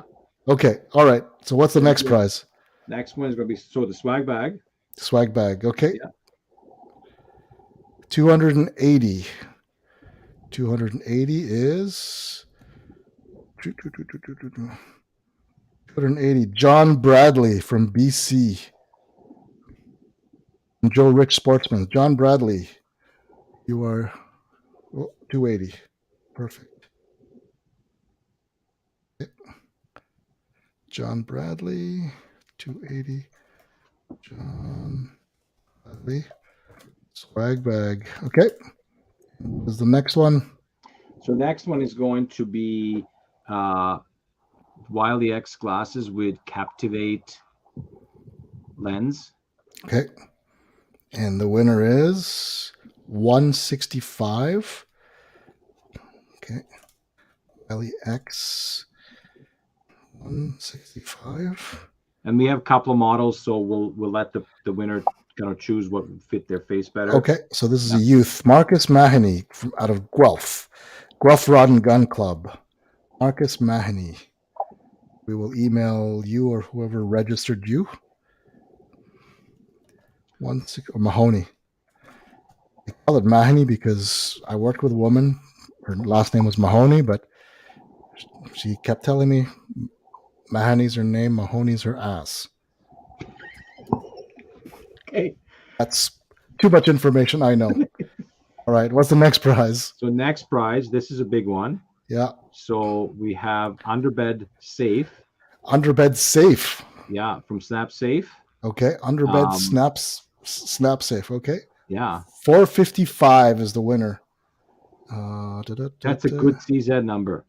455. An oldie but a goodie. So let me present share screen. So I'm now going to show 455. Can you guys see it? Share. Okay. So 455. Hope I'm not making anyone dizzy. 455. Corey Irvine from Sherwood Park Fish and Game. Corey Irvine. You win the Underbed Snap Safe. Underbed Snap Safe. Okay, perfect. All right, and now we go back to the random number. Sorry, I don't know. I'm sure there's a faster way to do this, but I don't know it. Okay, all right. What is the next one? How many are left? Well, the next one is, should we invite more people? No. So the next one is going to be one of our in-house builds. Oh, and do you know what that is yet, or is it built, or are you going to build it? So it's going to be XRS with a fluted LRP barrel. Yeah. And with a 25 pick rail. Yeah. And factory CZ compensator. Nice. The holes, the drilly hole ones, right? Yeah, this was our first build that we did. Okay. And yeah, we're nice. Yeah. All right, so let's see who wins. 321. 321. Do I need to show? I'm going to show the 321 because people are going to want to see who it is. All right, 321. Better not be Mike. Bernd Steiger from Saskatoon Rifle and Revolver. Bernd Steiger or Bernard? Bernd Steiger. Bernd. Do you know him, Mike? No. Okay. This is the XRS 457 LRP build, right? Yeah. Perfect. Awesome. That is very generous of you. And thanks to guys from Korth as well. They helped out with the so basically Leopold. Nice. Yeah, so they helped us out with that's the big as well. That's awesome. So we'll be sending you guys emails, and I'll send you the names for all of the other monthly draws. We'll just confirm how many months you've got left. Yeah. And then we'll catch up and we'll close out the 2022 season. And also look for newsletter coming out. So I'll announce this in the newsletter as well, the year-end prizes, and we'll also be announcing the final year. For those, I think we haven't fully recognized all of the CRPS and ORPS season winners. We do have trophies that are going to make its way across Canada. I'll be bringing a lot of them with me because Guangzhou Targets provided all of the trophies. He actually provided trophies for the 2021 season and the 2022 season.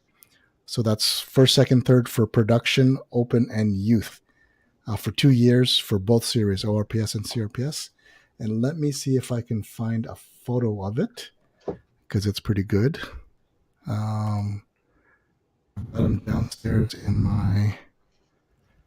on my table waiting to go. Okay, so here it is. So let me share this one. So this one is a picture of the...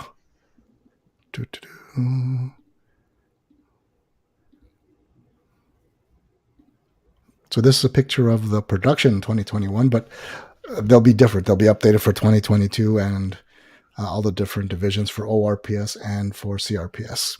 So this thing's, I think, about like 16 inches high. Just big enough to not fit in a tote. Inconveniently enough. But it's going to be good. It's going to be good. So I look forward to handing these out. Big thank you to all of the shooters that participated this year. Big thank you to Guangzhou for putting the amount of effort he put into these is unbelievable. And he had to make 36 of them. So his girlfriend was very happy to get it out of their basement. It was just sprawled out everywhere. So that's for the 2 years. I want to thank you, Asmir, for the tremendous support you've given the shooting sports from day one.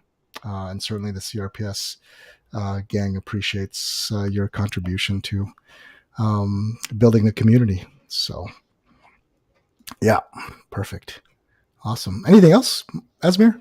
You are coming back as a title sponsor for ORPS next year, aren't you? Yeah. Put you on the spot. Oh, I am now. I'm kidding. We already had this conversation before. I just wanted Asmir to confirm on air. So thank you, Asmir. He's leaving now. He's walking out. Uh-oh. He's grabbing. He's grabbing. We said we're going to show this. Yes. So we just put this one together. Okay.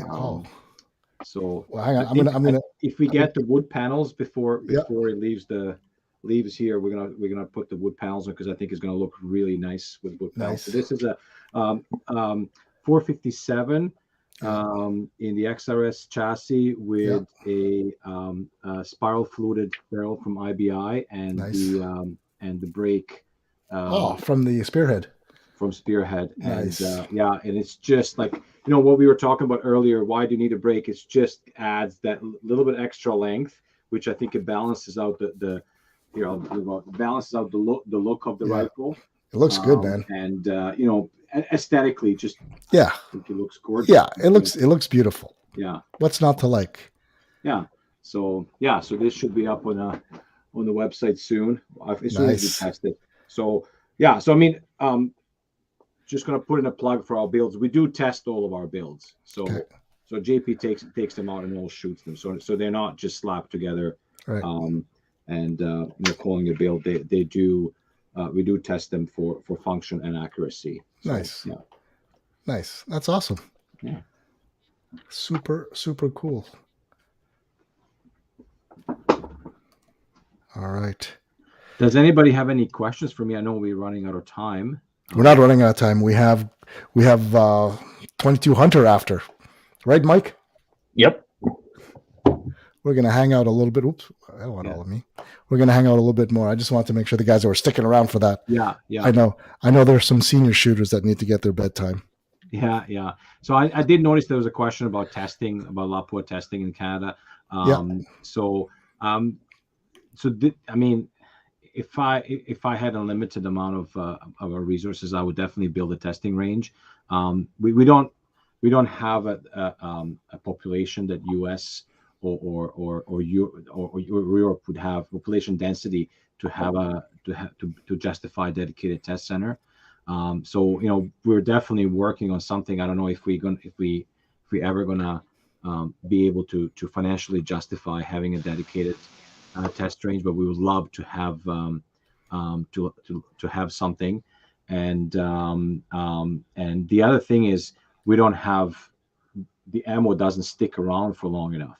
If you want to have a test center, you need to have enough ammo stashed away so that when people test different lots of ammo, they can actually buy it.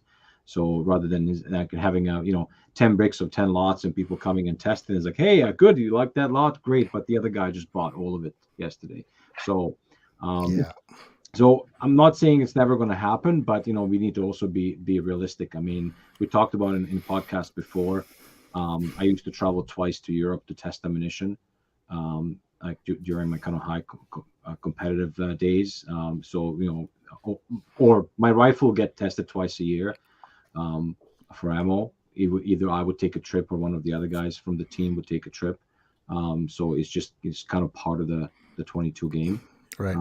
But I have to say that we have been, although it seems like we're not getting enough or a lot of 22 ammo in Canada, there's more 22 ammo coming to Canada than ever has been, at least in my kind of experience with it, which is like past 2 decades. So we have a lot more good ammo coming to Canada. We have more choices than we had before. It's just that with the COVID and the surge of demand and everything, it seems like there's not enough, and certainly we could use a little bit better supply. But I think it's going to catch up. I think we'll see it within a year or two. I think it should be able to have some ammo sticking on the shelf for a while. So that is perfect. The problem with the way the testing works is they test the same model but different lots within that model, right? So the key is to have lots of the sufficient inventory of all the lots so that you can give them an amount that makes sense. So, and I just don't think we've had enough volume, and like you said, it doesn't stick around anyway. To be able to make testing effective. Like traditionally, if you went to, let's say, Ely to test, they would only test 10x. Right? So and they don't charge. They I don't know how. Maybe it's changed now, but they maybe because we were coming with the national team, so they wouldn't charge us, or it was like a nominal fee. You'd go in there and shoot you end up shooting a couple of $100 worth of ammo and spend day of somebody's time, because there's a guy running a range, and they would charge you, like, I don't know, maybe $50, right? They're definitely not recouping their cost, right? But the hope is that you get a bunch of ammo, and then it's also promoting the brand, right? But now they started including more than one type of ammo. And I know Lapua has allowed us for a long time to test Cenerex, Midas, and Exact, and even SK at their facility. Right. So, which I think was a great move from them to get SK out into people's hands. Yep. Right. And, so, yeah. So we'll see. I mean, we hope to have something, and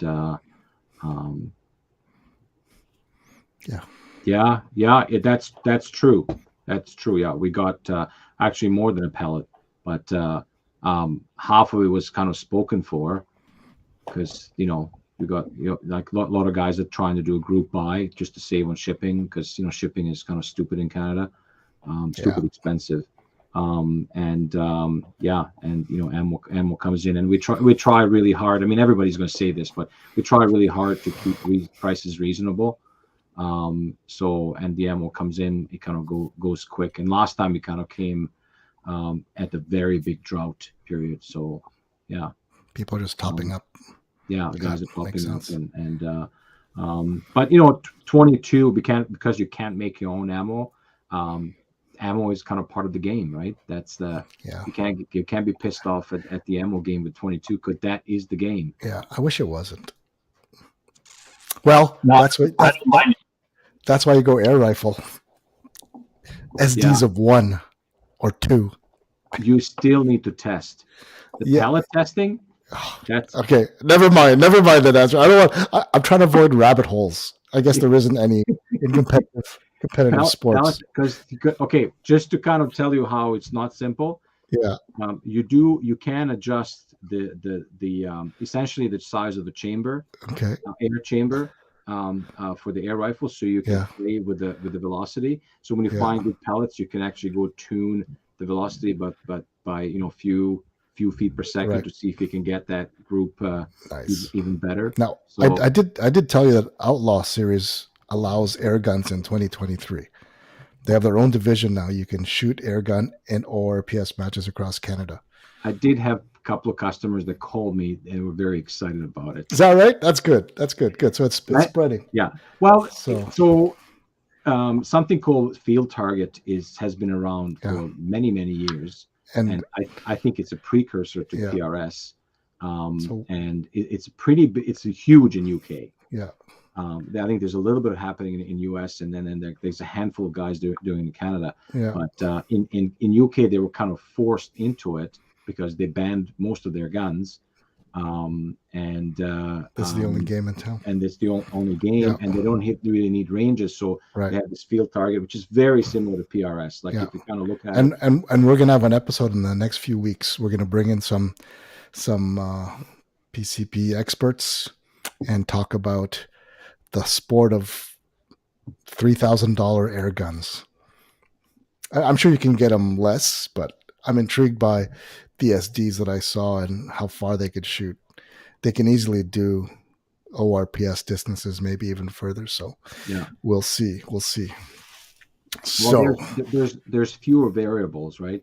So it actually in this case it really comes down to craftsmanship of the rifle mechanism. Yeah. Because as long as your regulator can ensure that you have same amount of air in the compression chamber, essentially there's no variables, and you have good pellets. Because with a cartridge type of firearms, there's a lot of chemical reactions that need to happen before you get to the mechanical part. Exactly. Right? And they already kind of precursor by some of the mechanical action, which is pushing the round chamber and all that. So there is going to be interesting. So we're going to invite you on to that episode for sure, and then we'll have some industry representatives talk about the air rifle game, and maybe some competitors if I can find some hardcore competitors. So we'll see. But now we're going to talk 22 Hunter, or formerly Sniper Series. What we've done is we brought a Sniper Series because we want to bring a different spin on the challenges of shooting.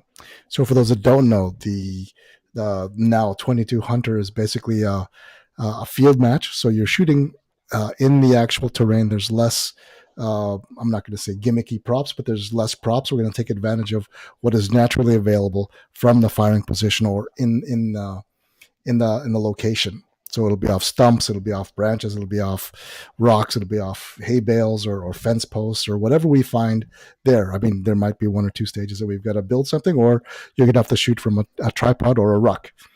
There's typically between 8 and 10 stages, depending on the time of year. The less light we have, the shorter the number of stages is. But essentially, you've got blind stages. Each stage is made up of, you can shoot as an individual or as a team. If you're shooting as an individual, you've got 4 minutes for your stage to engage all the targets in all the various positions. And if you're shooting as a team, your whole team total has 6 minutes. And you have to figure out how you're going to divide that between you and your teammate, or you're just going to use it all up and leave Mike with nothing, which happens every now and again. For the newer, less experienced team. So as I said, 4 minutes. What you'll be told, so the way the stages work, it's shot on steel. Each stage will have 1, 2, or 4 steel targets placed at some distance. We're not going to tell you the distance. We're not going to tell you where they are. You'll be told the number of targets on this stage. There'll be a left and a right angle of fire limits. Arc of fire will be somewhere between here and here. There are going to be 1, 2, or 4 targets. Okay. We always engage it from left to right and near to far. So that's the sequence. You have a maximum of 2 engagements per target position. So if you're engaging the first target, if you get a first round hit, it's 2 points. A second round hit gives you 1 point. If you don't hit it on the second one, that's a dead target. You move to the next target and or position. In terms of positions, you've got, if it's a 1 target stage, then you've got 4 positions to shoot. If it's 2 targets, then you've got 2 positions. And if you've got 4 targets, you've got 1 position. So it's very straightforward. The challenge is finding them, ranging them, and then engaging them. So at that point, you and your partner or you solo are scanning each one, and then you're pulling up your Tesro or your Strelok Pro and then saying, okay, 75, 125, and 185. And there you go. At this point, you just shoot maximum 2 shots per until you finish the 8 shots, or you finish it in 4. So that's the minimum. Minimum number of shots is 4. Maximum is going to be 8 for you and your, you take your shots and then your partner shoots. Some stages will be pure tripod. There's no restrictions on number of bags or number of supports. I'm not sure about rear support, so we have a question on no tripod rear support. We haven't been... Mike, do you remember if we never had a rule that said no rear tripods? I don't think. I don't think we did. No. Nope. Not that I can remember. There's no rule that says you can't. But yeah. So did I miss anything, Mike? No, you pretty much covered all of it. Yeah, and the ranges typically are a little shorter. You're not going to do the long 50-yard bombs. There may be 1 or 2, but not much. The targets aren't painted. They are as they are. Last year, we had some issues with orange targets, and orange colorblind people couldn't see them. Or yellow targets and prairie. Yeah, prairie crap. So we're just the target is going to come as it is, and that way it'll be the same color from the first to the last competitor. The key thing there is everything you need must be carried with you at all times. Food and water for the day, everything you need, ammo. There's no staging, there's no dropping off. You must start at the line with all items in hand, so you can't drop everything. You're carrying everything. Once it starts, you drop what you don't need and range and engage with whatever you're going to use. The competitors must bring all their own gear. They can share a rangefinder, bino, and ballistic solver, but everything else is one man, one kit rule. I think that's what we're calling it. I think the rules say it differently, but for this match, it's going to be no sharing of tripods. Most people want to use 2 tripods anyway, so they can spot hits. So it helps to give some support. Did I miss anything, Mike? No, pretty good summary of it. Yeah. Did you enjoy shooting it, Mike? What was what had you shot something like that before? Never. Nice. Oh yeah, there's no carts. No carts, no nothing with wheels on it. The key thing is if you can't bring it across a rope ladder, you can't use it. It's pretty pass-fail on that one. Yeah, they can tell. So that's the goal. It's meant to be simulating you're walking in the woods, and all of a sudden you see 1, 2, or 4 targets that you've got to bring home to eat, basically. So it's Hunter, 22 Hunter series. So that's the goal. So we have the categories are team, open, individual open. Then we have top youth, top lady, top senior. And a senior is 60 years and over. Okay. I would recommend going in a team anyways. Yeah, some people are intimidated by it. A lot of people think they're going to slow everyone down. I think that's why people aren't doing it, or they just don't know anybody. It actually makes it a lot faster when the other person's spotting for you and just like, it's over there, it's over there, it's over there, switch. Now, did you ever run out of time, Mike? Yes. Because so it's not faster. Well, no, hold on. Some of us are refusing to switch over to mills. Oh no! So you were in one and your partner was in another. So I was in unit measure. I was in MOA and Derek was in mills, and then on my Garmin, because my Bluetooth rangefinder pairs to my Garmin, so he'd do his, and then he'd be writing his dope down while I'm shooting, telling where the targets are, and then we'd switch. Right. Yeah. We had these like nice little charts, like if it's this tall and it's this far away, it's this. Nice. Oh, I forgot. There was also a stealth division. A stealth division is you just compete, but you don't shoot for points. You just shoot for fun. So we don't announce where you ended up. And it is in individuals and teams of 2. Now, in past years, a team of 2 also participated in the individual runner-up, and that's only because we couldn't figure out how to make practice score exclude them. So hopefully we are able to sort that out before this match Saturday. Oh yeah, 2200 series proudly presented by Go Big Tactical. Go big for all your other precision shooting needs other than Tesro. And we've got some nice certificates from Go Big. There's some big 50% offs there for Minox and ZCO and a bunch of other stuff. So looking forward. Typically, the matches are always in raw land somewhere. Typically, not on a range. In fact, I doubt we'll ever shoot on a range unless it's a Department of National Defense where it's like the artillery pad or something where we can walk out and shoot up the countryside. But I don't think that's going to happen. So thanks, Tom, and Go Big for their continued support. This is year 2 of their support for Sniper Series. 22 Hunter. It's going to take me a while to get used to that new name.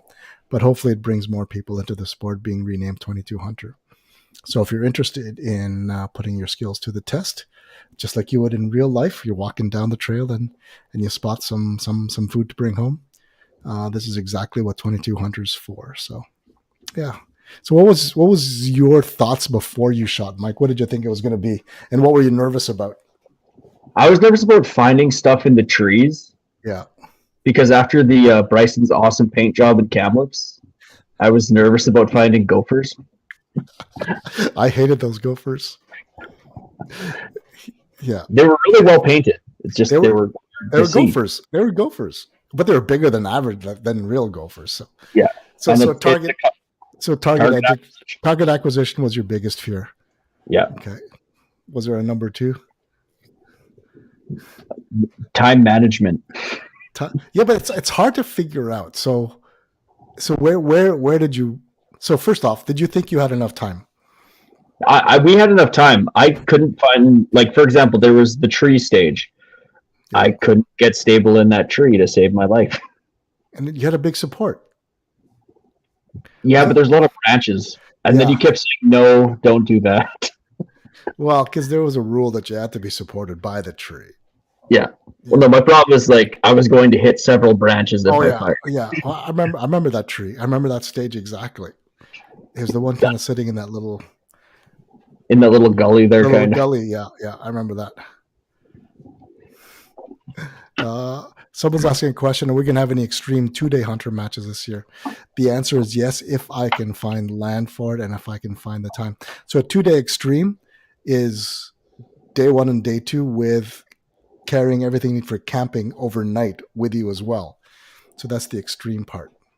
You've got to bring everything you need to survive 2 days out in the woods.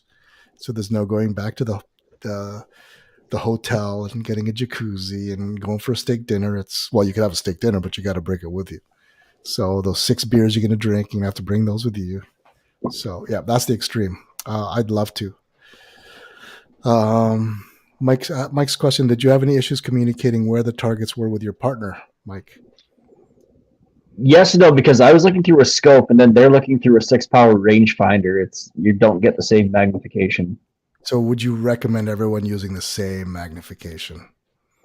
I mean, for finding stuff, yes. And if you want to zoom in a little bit, then when you're engaging, do that. But you get that tunnel vision, and then you don't know where you are as opposed to where they're looking. Now, were you trying to spot with a rifle scope or binos mostly? When you first got down, what did you do? You dropped your gear, then what did you pull out the first thing? I can't. We just ran a rangefinder. Oh, rangefinder. So you tried to acquire with a rangefinder. Yeah. So okay, and you don't have bino rangefinders. No. Okay. That would apparently Apparently, Athlon was supposed to come out with those this year. Athlon had them. Cronus. Did they? Yep. Cronus. Cronus. No, new ones are supposed to be with applied ballistics. Oh, okay. AB Cronus. Okay. Well, they had the range finding binos for the last few years. When I was at TACCOM, that's what the Athlon guy was telling me. Nice. Interesting. That'd be cool. Yeah, I mean, there's a bunch of them out there. So you didn't have any issues finding them, or did you? Did you have any trouble finding any targets on that? We're talking about the Saskatoon event, right? The ducks.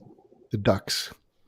Because when we painted them in the morning, we thought, oh no, this yellow totally doesn't blend with the background. And when the sun hit the back of those trees, it was the exact same color as the ducks.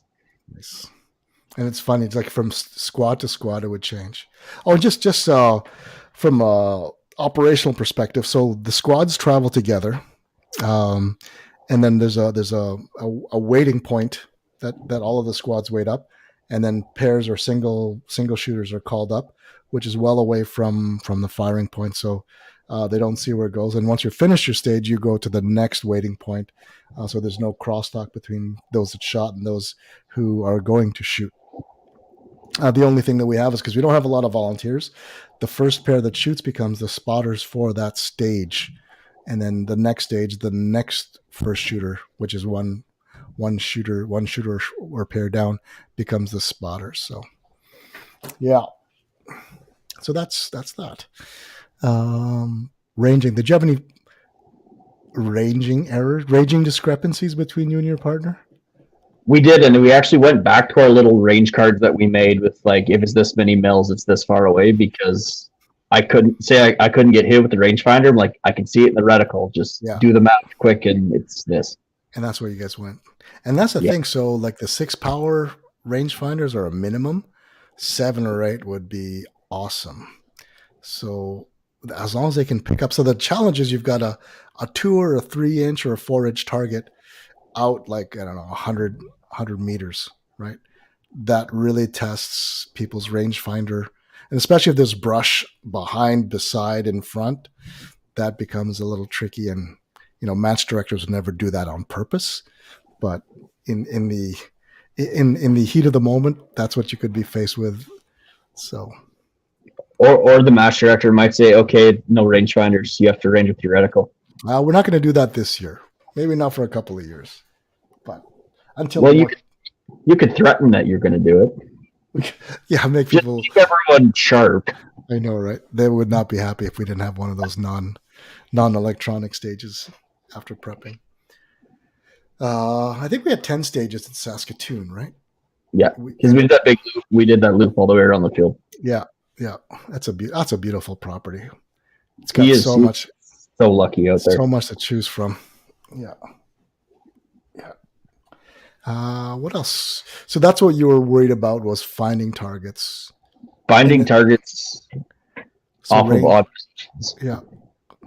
And then in terms of communication, you guys couldn't use the same solver because you guys were talking in different units of measure. Yeah. That was a dumb move, Mike. It was. Team Banyak at their best. So, a little open secret, Banyak in Ukrainian means empty head. So we are empty-headed precision. Yeah. They got stickers, they got patches, they got shirts, they got it all. We even got Christmas cards. I know. Thank you for that. Yeah. What else is there? I think people just got to be prepared to, just wait. It's not going to be a fast-paced match just because people have to go ahead of you. Yeah, it's got to relax. Now, people are getting worried about how much downtime they have if the weather was going to be -20, but it's looking like it's going to be just -4 out here for the Saturday match. So, yeah, Mike, we're going to try and get one in Alberta somewhere. Mike's saying he would go. Or we're digging in Saskatoon. You know where that is. And we got the 2-day Prairie Classic there and the King of 2 miles, which you got to go to, Mike. Especially you got that. So Mike is the winner of the Joe Rich Sportsman's Okanagan Precision Shooters giveaway full Stormtrooper white rifle. So you got to stretch his leg. There you go. Yeah. SK in July, buddy. Nice. Oh, playing cards.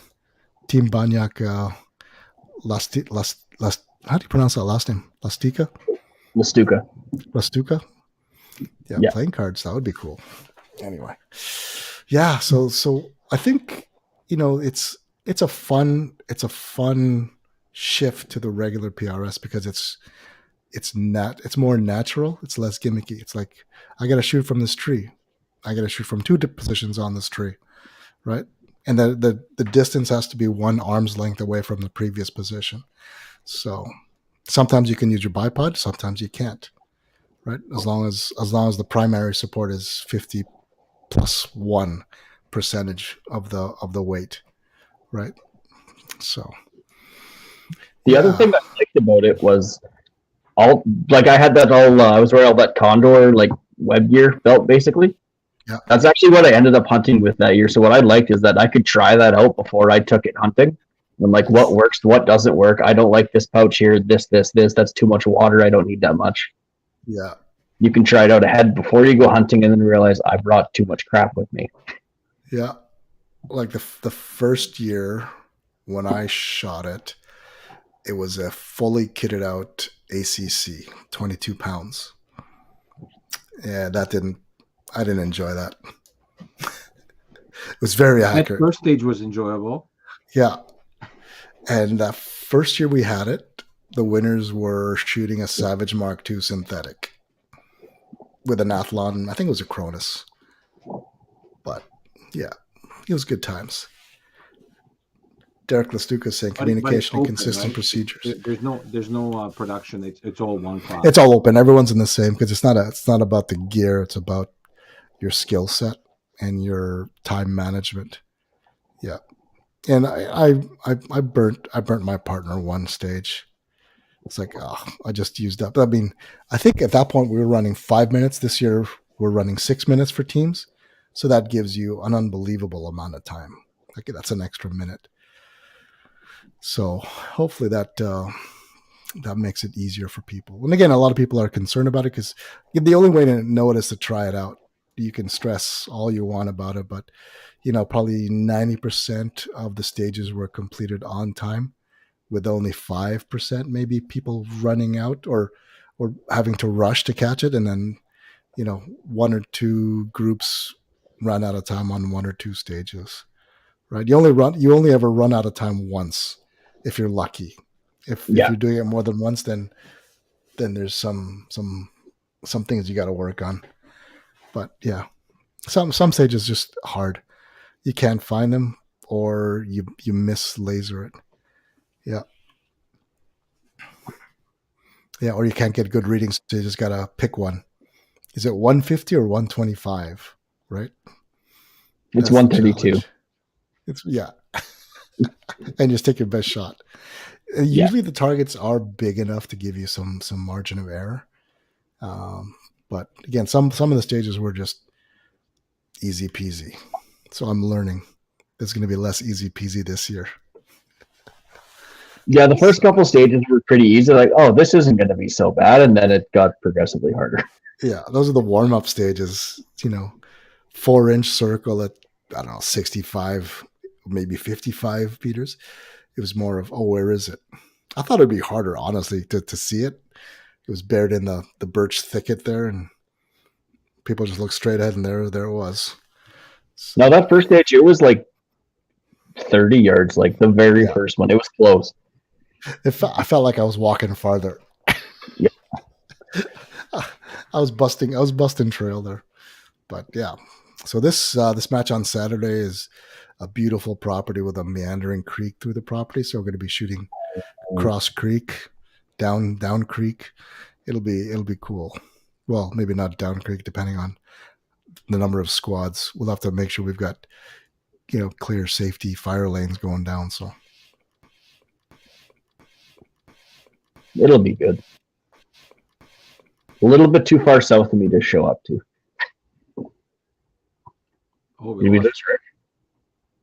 Well, that's interesting. Now what do we do? It's I was gonna comment. It's funny. We were JP and I were just discussing. I'm like, oh, like everything's become such a gear race. It'd be nice to have a like event where it just show up with a rifle. And he was like, yeah, what about the the sniper / hunter series? I'm like, yeah, that's something like that. I mean, don't get me wrong, I love gear. I mean, like when I show up, it's like who doesn't shooting range with me. But it's nice to have. I think it's good. It's good to have just like a pure you and a rifle. That's it. Yeah. So we're talking like. Hey guys, sorry. Hey, lost you there. So I pushed the we're just talking how it's gonna be nice to have this type of event where it's very low gear, as in amount of gear. Less intimidating to new people. Yeah, it's meant to be a good time. I mean, yeah, it's real life. Like there's no course of fire that's published when you go out shooting grouse, right? You walk down the road, hope you see one either on the road or just off the road. Yeah. Right. And then you take your best guess at it. So I think it's going to be good. Are you thinking about going even more low tech, like no binos, no spotting scopes, just rifle? No. That nobody's gonna show up. It's just one dude. Yeah, I mean, you could do like later on as it evolves. It's just a rifle and a scope, just like you would have sometimes. So, but it's. But we actually do hunt like that. Yeah, but this is different. There's points involved, so it's so maybe I think what we'd do is probably the way we'd make it harder is longer distances of walking, and just make it more tiring, and that's the one. So that's what I would try to do. But the finding properties is hard, right? Finding access to big swaths of land with clear backstops and firing lanes. Basically, it's like a blown up 3D archery range is what we're looking for. Just mega scale, like 5K walking would be great. I think most of them end up being a lot less than that, maybe 1K of walking, 2K. Roosters was probably a couple of K, 3K maybe. I'd say about 3K. Yeah, there and back. It was good, but 5 would be like you kind of felt a little tired at the end, but you had energy left. You could do a couple of more stages. Yeah. Heffley would be nice to have in there. Heffley would be nice. Yeah, especially in that backwoods area. We shot on the last stages, the setup in the 2 days. Yeah, that's nice. Yeah, I like that cross ravine shot into the. That's exactly what we're looking for. But I know. Sorry, Derek. Derek was saying he trained hard on cardio. Yeah. Or finished with a stage that has like 30 targets. Yeah. Or you got to climb a tree. Climb a tree and there's like climb a tree. there's a herd of wild boars coming. They're going to eat you. Actually, that would be interesting. Deer stand, but it's just so hard to make it safe. Yeah. To actually put up a deer stand, it's like, you have to stage your rifle up there, then you come in, and the RO's got to be basically Spider-Manning beside you, making sure everything's safe. Just get a scissor lift. There you go. Yeah. I know a guy. That would be interesting. Oh, yeah. I've been hearing rumors about Heffley being close to PRS this year. I haven't heard anything officially, but it's Mike's not the first one to mention that to me. So let's see. But yeah, so that's 2200. 2200 is meant to be, shooting at its purest form. There is a lot of gear. There's a lot of nice gear, but you don't need it. I mean, minimum is binos to find. Range finding binos would be ideal. Range finding binos with a ballistics calculator would be perfect, right? And then your rifle and a scope and ammo and the pepperoni sticks you need for the day, right? That's all you need in water or coffee in a thermos. So, yeah. What else? I think that's about it. I mean, again, it's pretty basic. Yeah. The target sequences are always going to be shot left to right, near to far. If you engage the wrong target, that counts as a lost shot on the target you were supposed to engage, right? And then they'll say re-engage, wrong target. So we're not going to tell you anything other than impact, re-engage, or wrong target. And then, time, stop shooting, unload and clear. And then you move on to the next one. And then next pair or next shooter comes up. We try to move it as quickly as we can. There's not a lot of downtime in between sets. We'll just give you have one target between left and right arcs of fire marker. So there'll be two flags and then a double flag at the firing point or the visualization point that you can see where the arcs of fire are at. And then from there, just say, shooter, load and make ready, and then engage. And then you just tell us who's shooting first, and we put score down. Once that first shooter of the pair finishes, next shooter goes up, and then you engage the sequence. Yeah, that's about it. That's a lot of fun. It is a ton of fun. It's winter is going to be interesting. We'll see. It's going to be fun putting targets up. That's going to be the challenge. So, yeah.